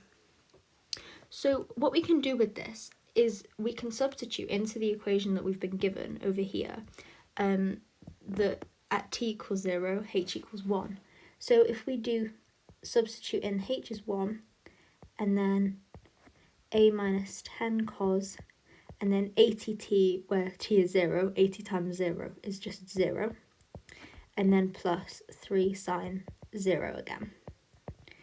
Now if we simplify this a bit more, cos of 0 is equal to 1, that's just like a general fact. So minus 10 cos of 0 is minus 10 multiplied by 1, which is just minus 10.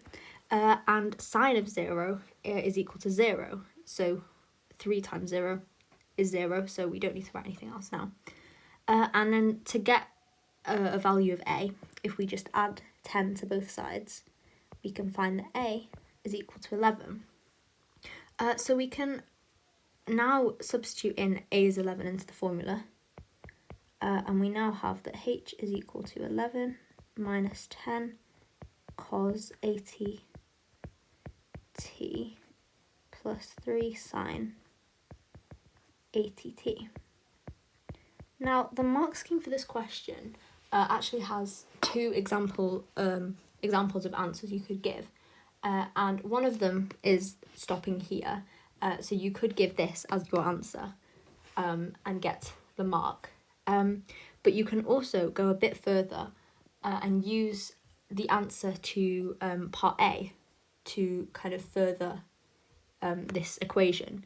So what we can do is, because in part A we were told that 10 cos theta minus 3 sine theta can be written as root 109 cos theta plus 16.70 degrees, you can see that this 10 cos theta minus 3 sine theta is very similar to what we have here. There's just a difference in the signs. So if we write what we have, which is minus 10 cos 80t plus 3 sine 80t,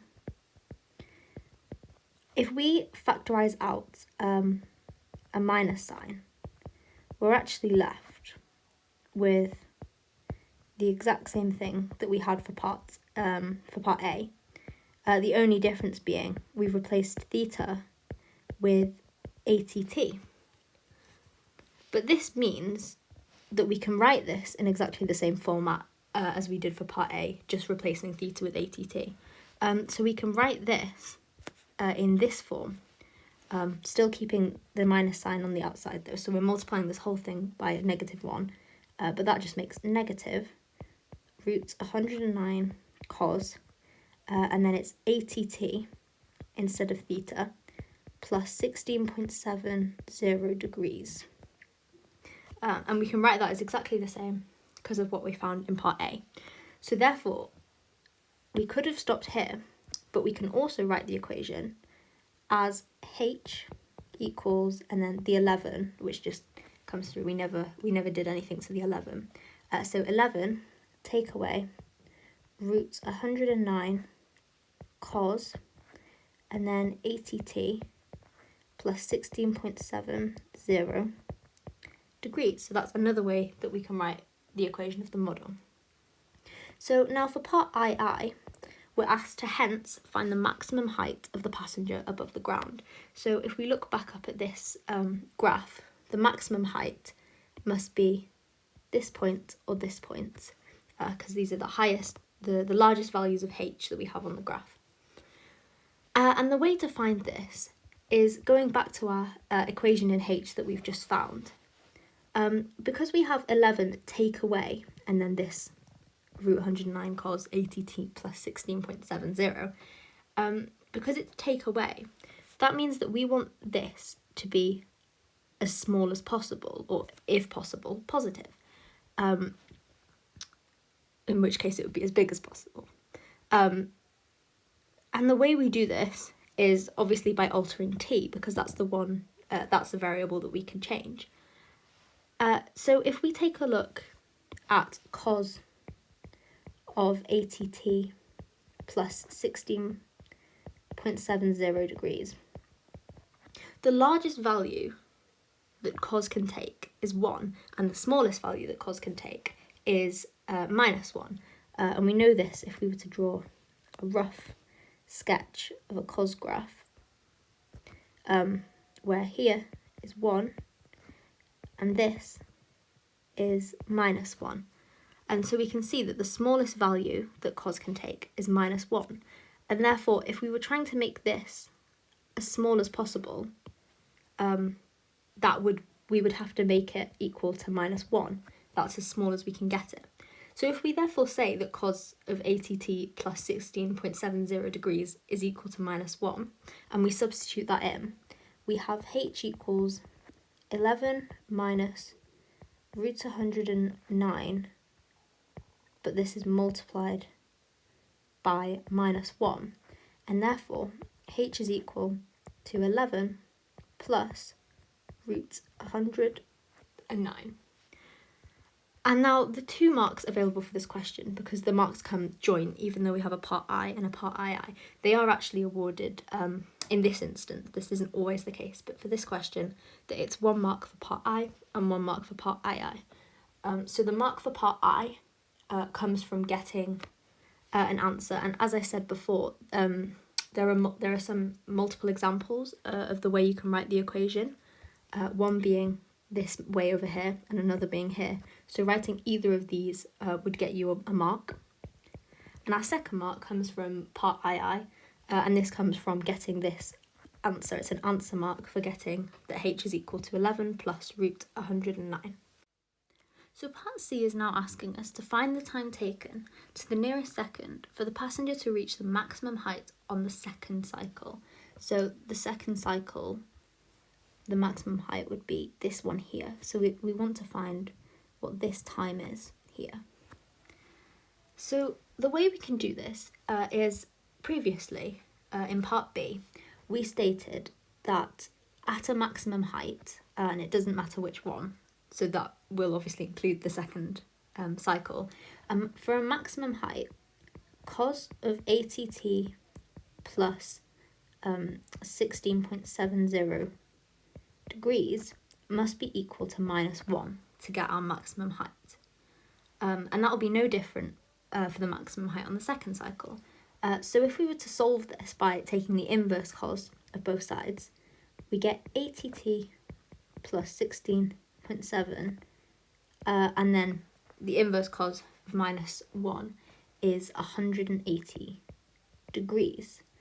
And for that, we know that this value of t up, so the first maximum, this is at 180 degrees. And we know it's the first one and not the second one, because the calculator always gives us the first possible option, if that makes sense. So to find the next one, as a general rule for these kind of graphs, is we just add 360. So 360 plus 180 is 540. So we can therefore say that this next maximum occurs at 540. So this up here is 540 degrees. So now to find the value of t that this corresponds with, because that 540 is not the value of t, that's just the angle. So to find the value of t this corresponds with, we know that cos of 540 is minus 1. So therefore, ATT plus 16.70 must be equal to 540, because that's what's inside the brackets by cos.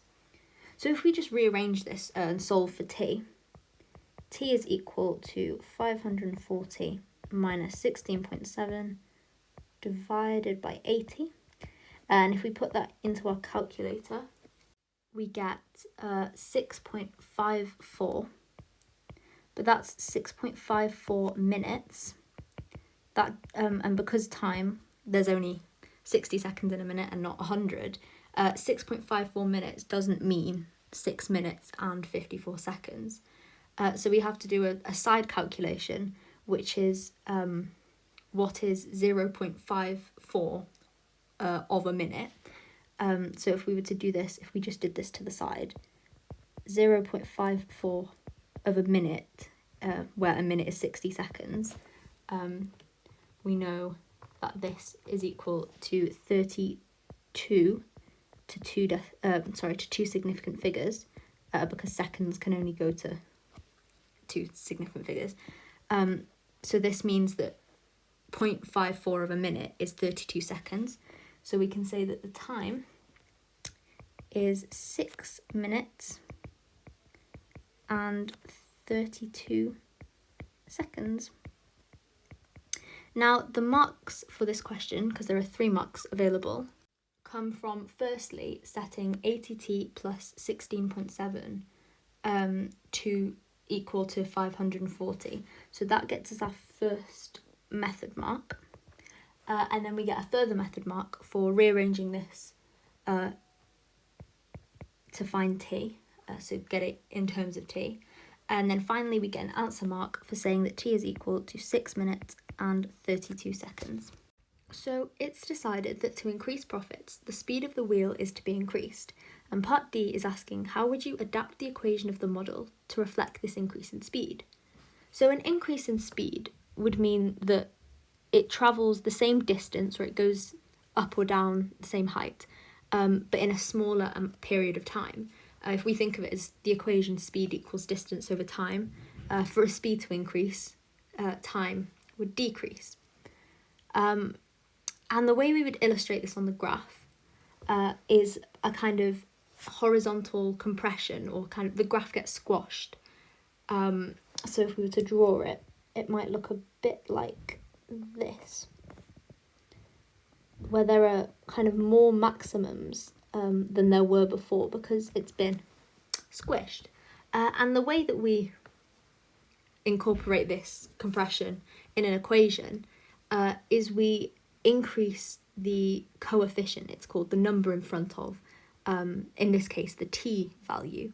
So previously the equation was h equals 11 minus root 109 cos ATT plus 16.70 degrees. And so the way we would then show this increase in speed in altering this equation is we increase the coefficient of t, it's called, and that is this number here, the AT. So we would increase the ATT value, and this could be to any number greater than 80, but we could do 90t, we could have 100t, any number greater than that would reflect an increase in speed. And the 1 mark for this question goes for stating that we need to increase the AT in the formula, which we've done in this sentence here. And we've given an example which is also mentioned in the mark scheme. A company decides to manufacture a soft drinks can with a capacity of 500 millilitres. The company models the can in the shape of a right circular cylinder with radius r centimetres and height h centimetres. In the model, they assume that the can is made from a metal of negligible thickness, And part A wants us to prove that the total surface area, s centimetres squared, of the can is given by s equals 2 pi r squared plus 1000 divided by r. So the first thing we need to do is look back at the question for any clues they might have given us for how we can do this. So the first thing we're told that is important is that it has a capacity of 500 millilitres. And what this is essentially telling us is that its volume is 500 millilitres. It's the amount of liquid, of soft drink that this can take, and this is the volume.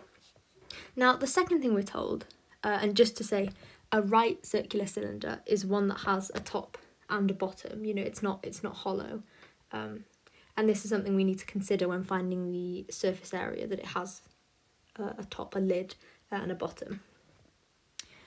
So now if we recall the equation for the surface area of a right cylinder, the equation generally is that it's 2 pi r squared plus pi r h, 2 pi r h. And similarly, the equation for the volume of a right cylinder is pi r squared h. So using the fact that we previously said that the volume of the can is 500 millilitres, and we know the equation for volume is pi r squared h, if we say therefore that pi r squared h must be equal to 500. Now, to rearrange this, to know what to rearrange it for, one way we could do this is looking back at the equation that they want us to find finally. So in this equation, we can see that there is r's, but there is no h term anywhere, which suggests that at some point during our workings out, we want to cancel out the h's or substitute something in for h. So using this information, if we try to rearrange this so we get h equals something, we get it in terms of h, dividing by pi r squared tells us that h is equal to 500 pi over pi r squared. Now if we go back to the formula for surface area, if we say that therefore the surface area of the can, which they have called S, is 2 pi r squared plus 2 pi r h, but we know now that h is equal to 500 divided by pi r squared. So if we substitute this in to the equation and say that this is multiplied by 500 over pi r squared as h, and then we solve using this, we get that s is equal to 2 pi r squared, this bit is the same, but we now have 2 pi r multiplied by 500 on the numerator, which is 1000 pi r, and then this is divided by pi r squared. And you can see that on the numerator and the denominator, we have a pi, so these can cancel out as pi divided by pi is 1. And we have an r on the numerator and an r squared on the denominator, which means we can cancel out one of these r's, and the r squared simply becomes r, because r squared divided by r is just r. So if we write this out now with what we have cancelled out, we're left with s equals 2 pi r squared plus 1000 over r, which is the form that the question wanted us to find it in. Now, there are 3 marks available for this question, and our first mark comes from setting the pi r squared h equal to 500, so acknowledging that 500 millilitres was the volume, and therefore it must be equal to that. Our second method mark comes from substituting in h equals 500 over pi r squared into our equation for surface area, so that gets us 2 marks. And then our final mark comes from simplifying this and getting the given answer that they wanted in the question, which is this one over here. So that's all 3 marks. Given that r can vary, part B wants us to find the dimensions of a can that has minimum surface area. So the way we find something that says a minimum or maximum surface area, the way we do this is similar to on a graph when we find a minimum point. So on a graph, if we want to find the minimum point along a curve, we differentiate. And it's exactly the same here in a more kind of practical problem. We do the exact same thing. So if s is equal to 2 pi r squared plus 1,000, and if we want to rewrite this, so it's a lot easier to differentiate, 1,000 over r can also be written as 1,000 r to the power of minus 1. It's the exact same thing, just a way to rewrite it, so it's a lot easier to differentiate. So if we differentiate this, so we can find the minimum, we'd write that ds by dr, because that's what it's in terms of now, not say dy by dx, as many questions are. Ds by dr is, and then we do 2 pi multiplied by 2, because 2 is the power, so we do 2 pi multiplied by the power, which is 4 pi, and then we take away 1 from that power, so r to the power of 1 is just r, and here we do, the power is minus 1, so minus 1 multiplied by 1,000 is minus 1,000, and then minus 1 take away 1 is minus 2, and this can also be written as minus 1,000 over r squared, again, exact same thing. So what we do next is, because we're finding the minimum, we say that this happens at ds by dr equals 0. So again, if we go back to the idea of a curve, we find the point where the gradient is equal to 0. And it's exactly the same here. So if ds by dr is equal to 0, that means that 4 pi r minus 1,000 over r squared is also equal to 0, because that is what ds by dr is. And now we just want to rearrange this. So to get rid of this r squared on the denominator here, if we multiply everything through by r squared, we're left with 4 pi r cubed minus 1,000 is equal to 0, because 0 times r squared is still 0.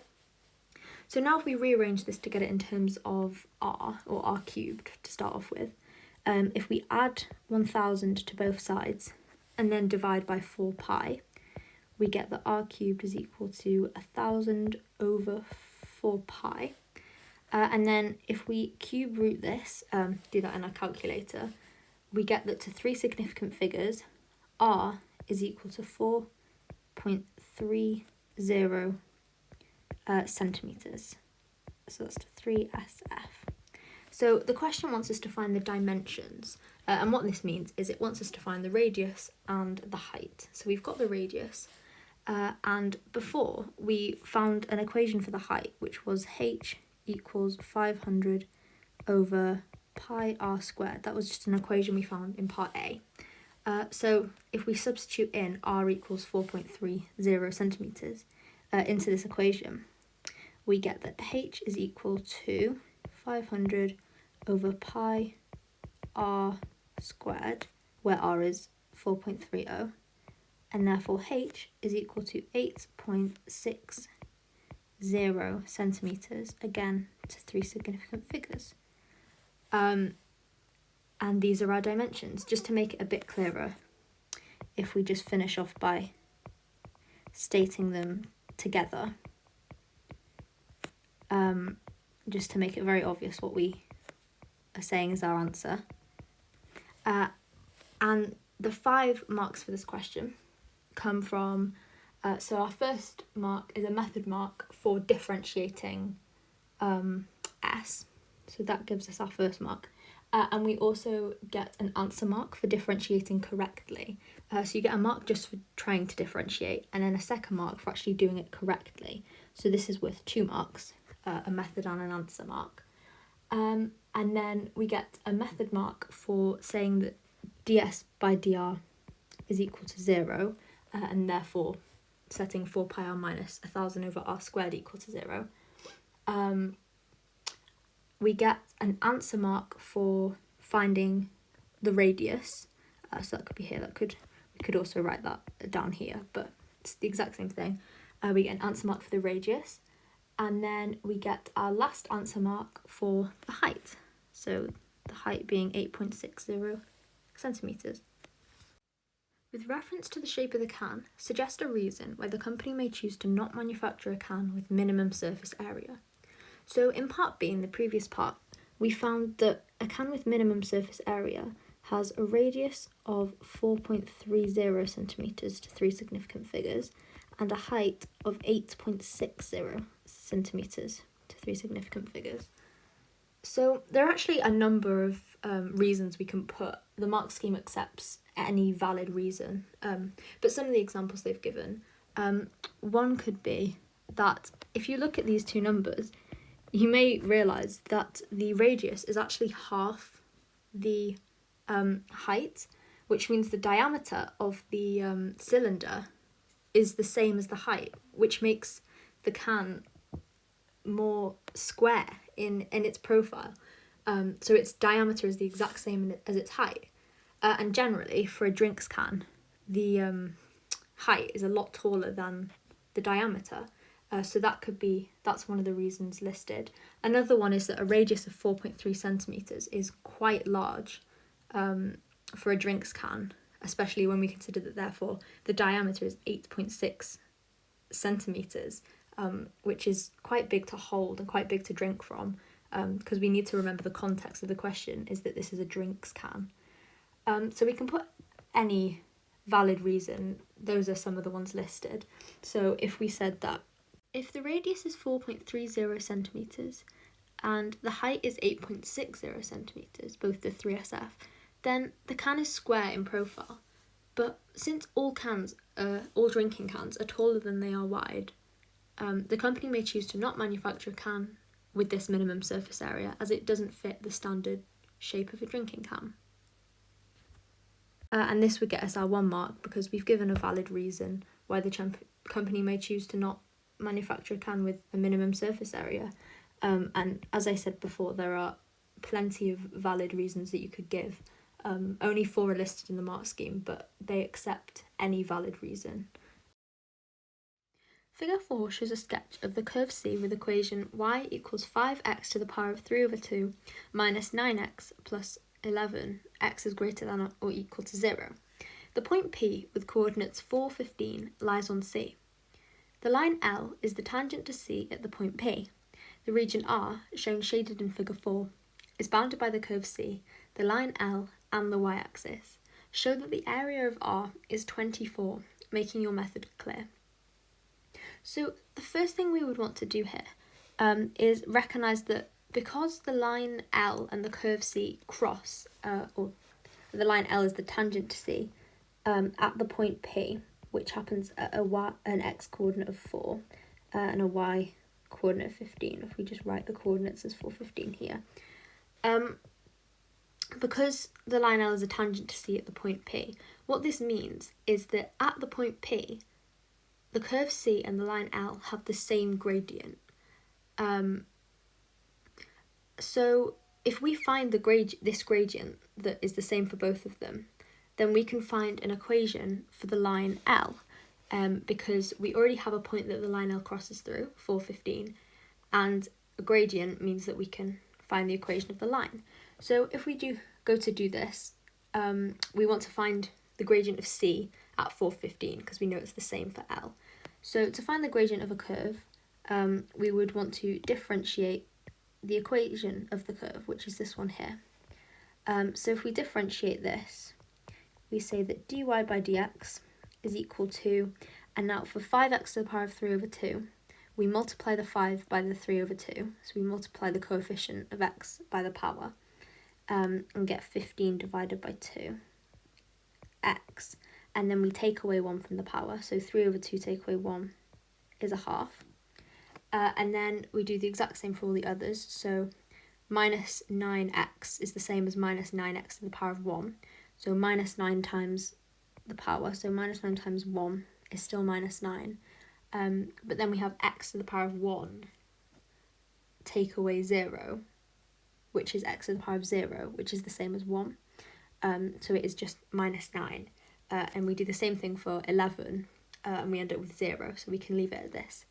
So to find the gradient at the point P, we want to find this gradient when x is equal to 4, because that is the coordinates that we've been given. So at x is equal to 4, the gradient is 15 over 2 multiplied by 4 to the power of a half minus 9. And if we put this into our calculator, we find that the gradient is 6.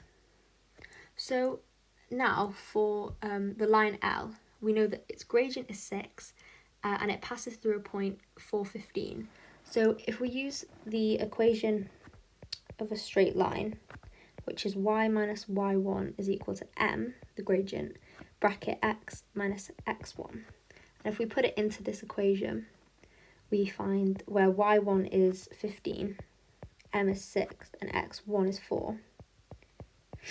And we rearrange it, we find that y minus 15 is equal to 6x minus 24, and therefore y is equal to 6x minus 9. So we now have the equation of the line L and the curve C. And what we can do with these two equations is we can actually integrate. So if we look back up at the graph from before, we know that integrating is finding the area under a curve. So if we integrated between 0 and 4 for the curve L, we would actually get this area under here.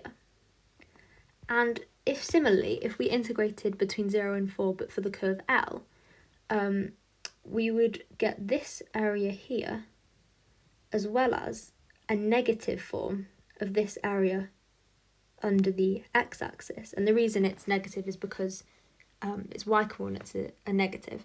So for example, if the area of that small triangle was 2, integrating would give us minus 2. Now you may be able to see here that all the bits that were in yellow that we didn't want, that weren't part of R, were then highlighted in purple. And the one bit that we did need to add to this to find R is the bit under the x-axis that would come out as a negative value. So you may be able to see that therefore, if we were to integrate the equation of the curve C, if we integrated that between 0 and 4, and then took away from that the integration between 0 and 4 again of the line L, we would actually find the area R, and that's because it would take away this big triangle that we have here. It would take that away from our area, and it would also add on this small triangle here. And the reason it would add on is because if we're taking away a negative, this leads to addition. So if we go and do this, and we integrate between the limits of 4 and 0, the curve C, which has equation 5x to the power of 3 over 2 minus 9x plus 11, and then we're taking away from that the same thing, integrating between the limits of 4 and 0, but this time just the equation of L, which we have just found to be 6x minus 9. So if, first of all, we concentrate on integrating the curve C, so to integrate, we add 1 to the power, so adding 1 to 3 over 2 gives us 5 over 2, and then we do 5 divided by 5 over 2, divide the coefficient by the power, so we're left with 2x to the power of 5 over 2 minus 9 over 2x to the power of 2, doing the exact same thing, and 11x, and this is all still between the limits of 4 and 0. And now if we go back to the line L, integrating 6x minus 9 gives us 6 divided by 2, which is 3x squared, minus 9x between 4 and 0 again. So now what we do is we substitute in firstly 4 for x, and then take away substituting in 0 for x. So 2 times by 4 to the power of 5 over 2 minus 9 over 2 multiplied by 4 squared plus 11 multiplied by 4. And then this is take away 0 being substituted in for all of these x values. But what we can see is, since these are all numbers multiplied by x, if x is 0, these are all numbers multiplied by 0, which gives us 0. So we can write minus 0, but we don't need to write out the whole thing. And now what we do, if we want to take the line L, is we do the exact same thing. So 3 times by 4 squared minus 9 multiplied by 4. And then we have the same problem, which is that substituting in 0 just gives us 0 again. So we don't need to write that out again. And we're left with this. So now if we do some calculations, putting the first sum into our calculator gives us 36. And then 36 take away 0 is just 36 still. And then the integration of line L gives us 12. So we're taking away 12. And this leaves us with 24, which if we scroll back up to the question, is what we were asked to show. So we can conclude with saying that the area of R is 24, and we don't know units, so we can't give a unit squared. So there's quite a lot of marks up for this question, 10 marks. So our first mark comes from differentiating the equation of curve C to give us this. So we get a method mark and an answer mark, so this should be 2 marks just for differentiating this. And then we get a further method mark for substituting in x equals 4 and finding that the gradient is 6. We then get another mark for finding that the equation for line L is 6x, y equals 6x minus 9, and the actual method we use for solving that. So we get 2 marks for using this method and then actually giving the right answer for this. We get a further method mark now for saying that the area of R is equal to, and then this big formula here we have of integration. We get a method mark for writing that out, and then a further answer mark for solving it, more specifically getting this bit right of the integration, because that's the more challenging part. So that's another answer mark there. And then actually solving the equation gives us a further method mark. And then our second to last mark is our answer mark, so showing that the area of R is indeed equal to 24. And we actually get our last mark for just having the correct notation and like fully explaining our answer through our working. So showing a full working out with the correct notation actually gives us our last mark. So part A wants us to express 1 over p multiplied by 11 minus 2p in partial fractions. So the way that we write something in partial fractions is, to start off with, we write out our original expression, which is 1 divided by p multiplied by 11 minus 2p. And then what we do is, if we look at the denominator of this expression, we have something, p, multiplied by something else, 11 minus 2p. And what we do is we can just split up this fraction into these 2 separate components and add them.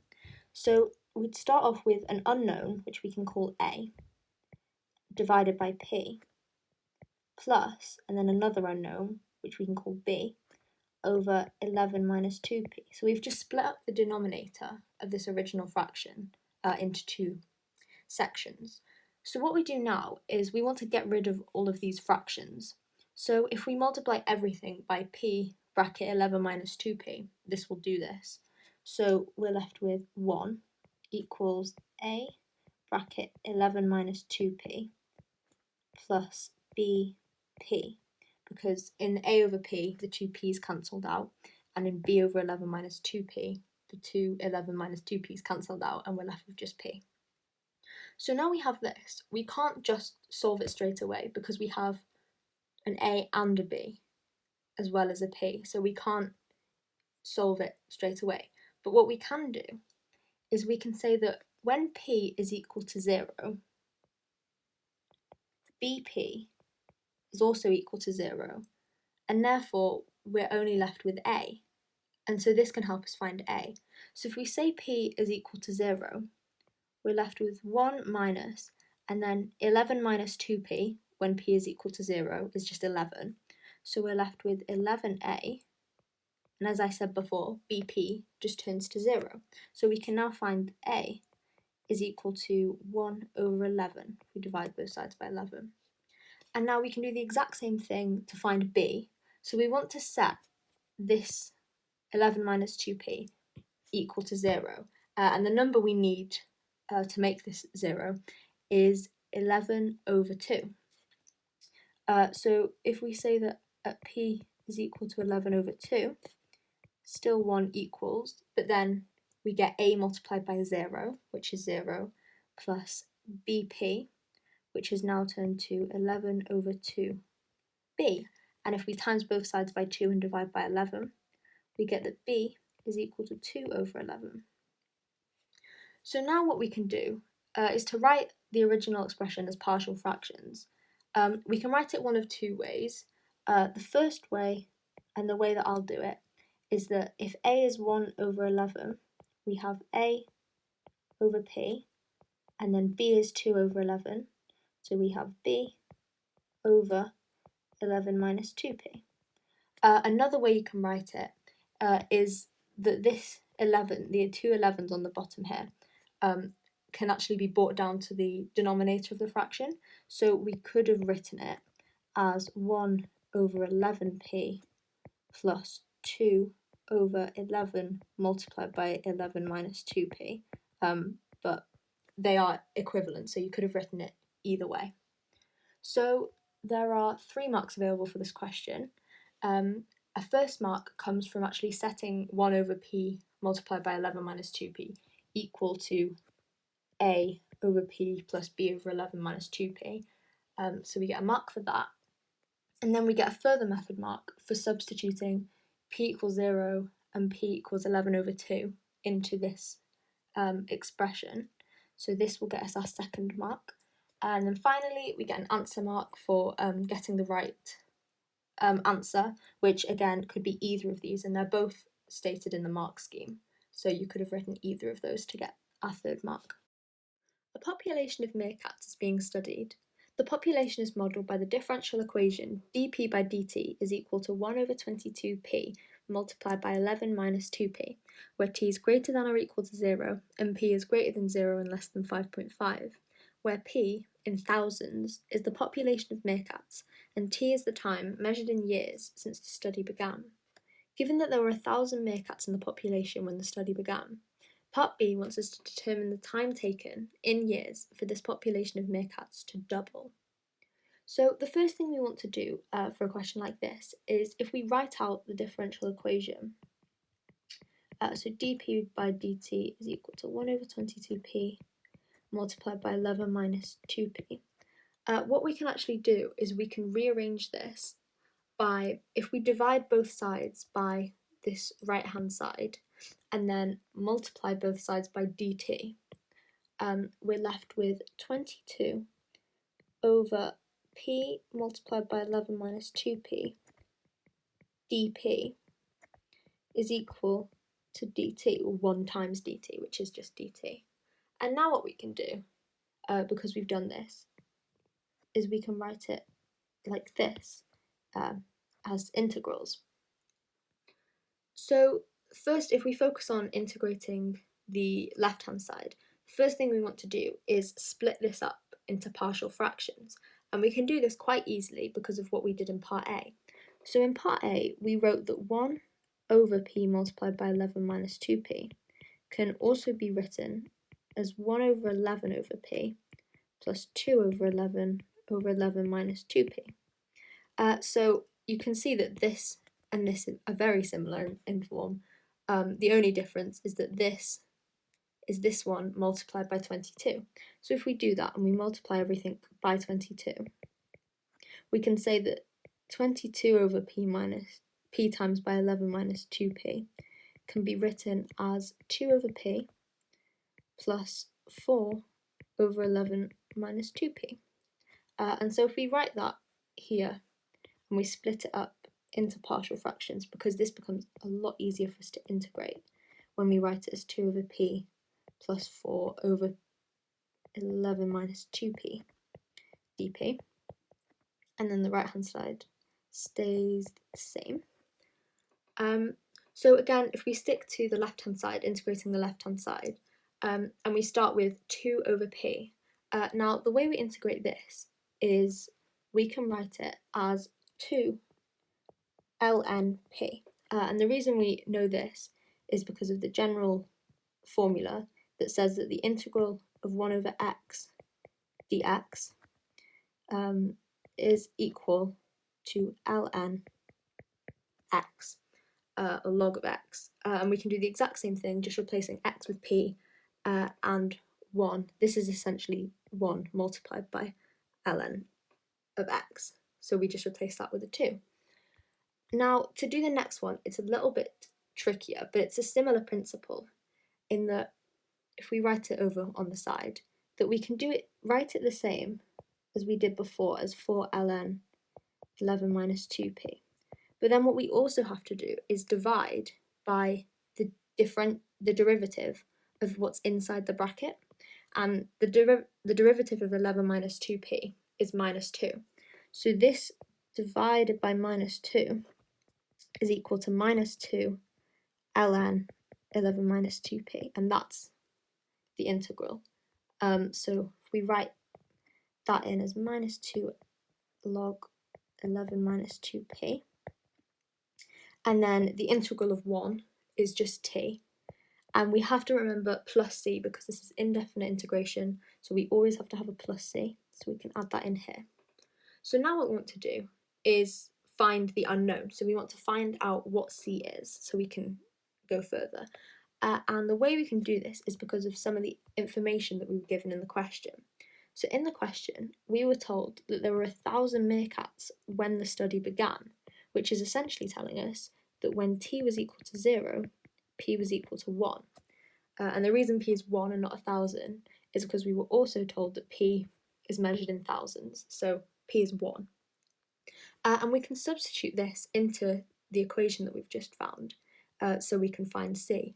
So if we say that p is equal to 1 and t is equal to 0, and we write that 2 log of 1 minus 2 log of 11 minus 2 times 1, which is just 9, is equal to 0 plus c, we can write that c is therefore equal to minus 2 log of 9. And the reason it can be written like this is because we know, because of the laws of logs, that this can be written as 2 log 1 over 9, because we can do this divided by this because of the negative sign. And 1 over 9 is also written as 9 to the power of minus 1. And another law of log states that we can bring powers, we can multiply them by the number in front, so we can write this as minus 2 log of 9, and that's why we can write c like that. So if we write this back into the equation and replace c with minus 2 log of 9, we're left with this equation here, that we can now find a value of p for any value of t, or vice versa. And because in part B, we want to find the time taken in years for the population to double, a double population means that we want to find the time when there are 2,000 meerkats, and because p is in thousands, we want to find the point where p is equal to 2, because that is a population of 2,000.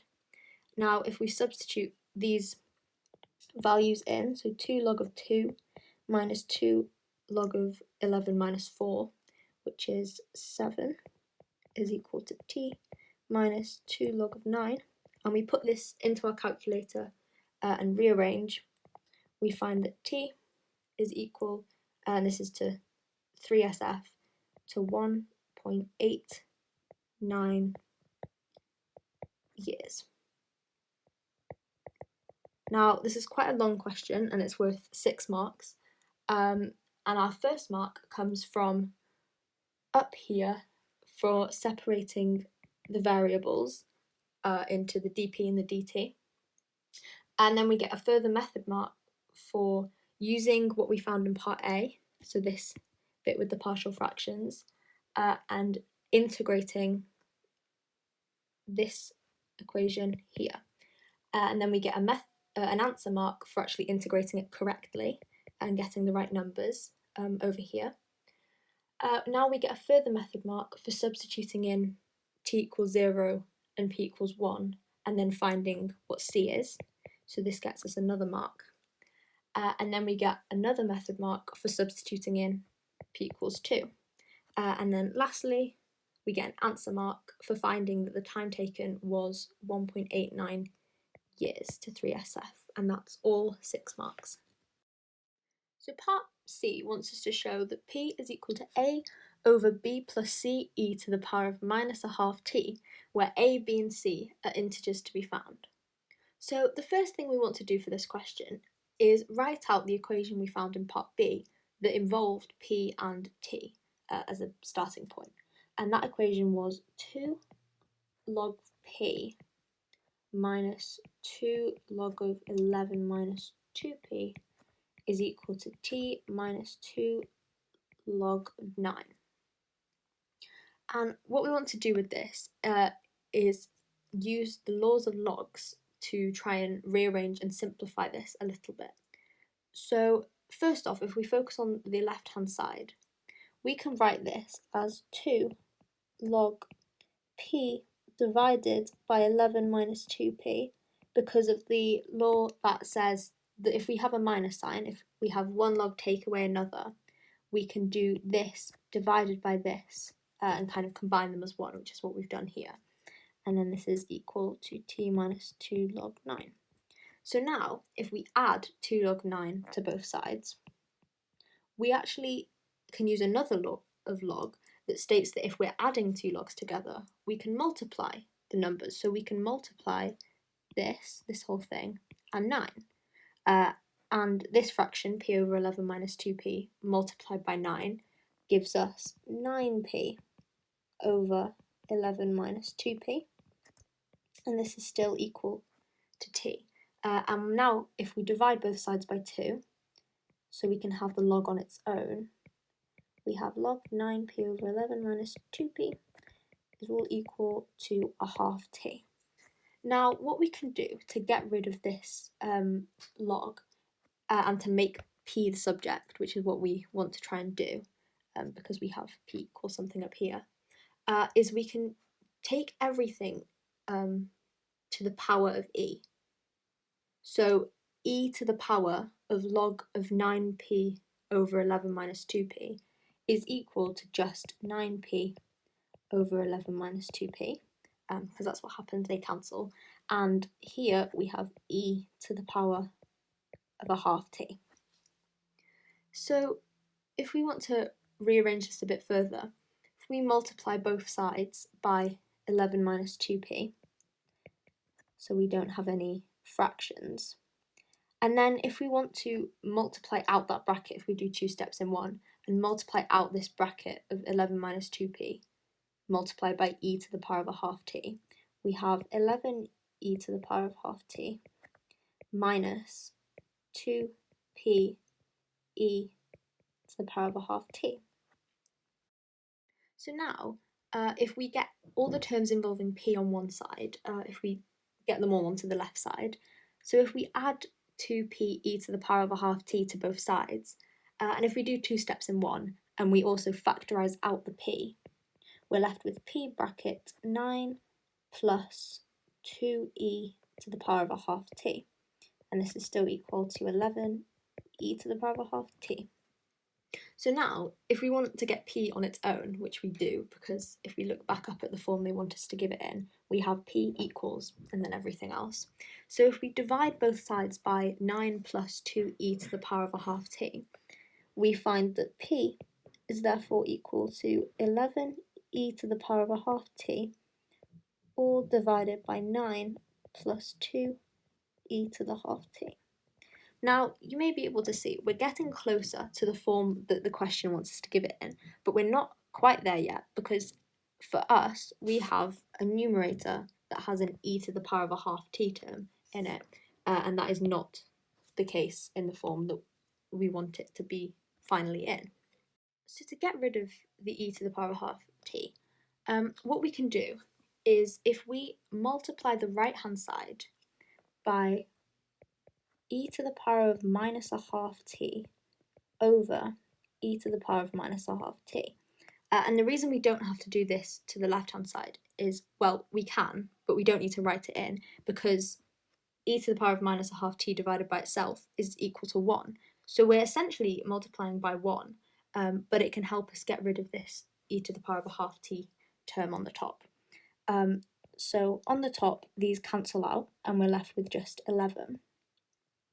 And on the bottom, on the denominator, we get 9 e to the power of minus a half t plus 2, because the e to the power of a half t here cancels out too. And now if we just write it in the form that the question gave it us in, which is to write it as 2 plus 9 e to the power of minus a half t, as opposed to the other way around, we now have it in the form that the question wants, and we can, just to be even more clear, we can say that a is equal to 11, b is equal to 2, and c is equal to 9. Now, there are only 3 marks available for this question, and they come from, number 1, comes from using the log laws right up at the top to eventually find this expression here, log of 9p over 11 minus 2p is equal to a half t. That's our first method mark. And we get a further method mark for trying to make p the subject, which is what we've done for this whole bit over here.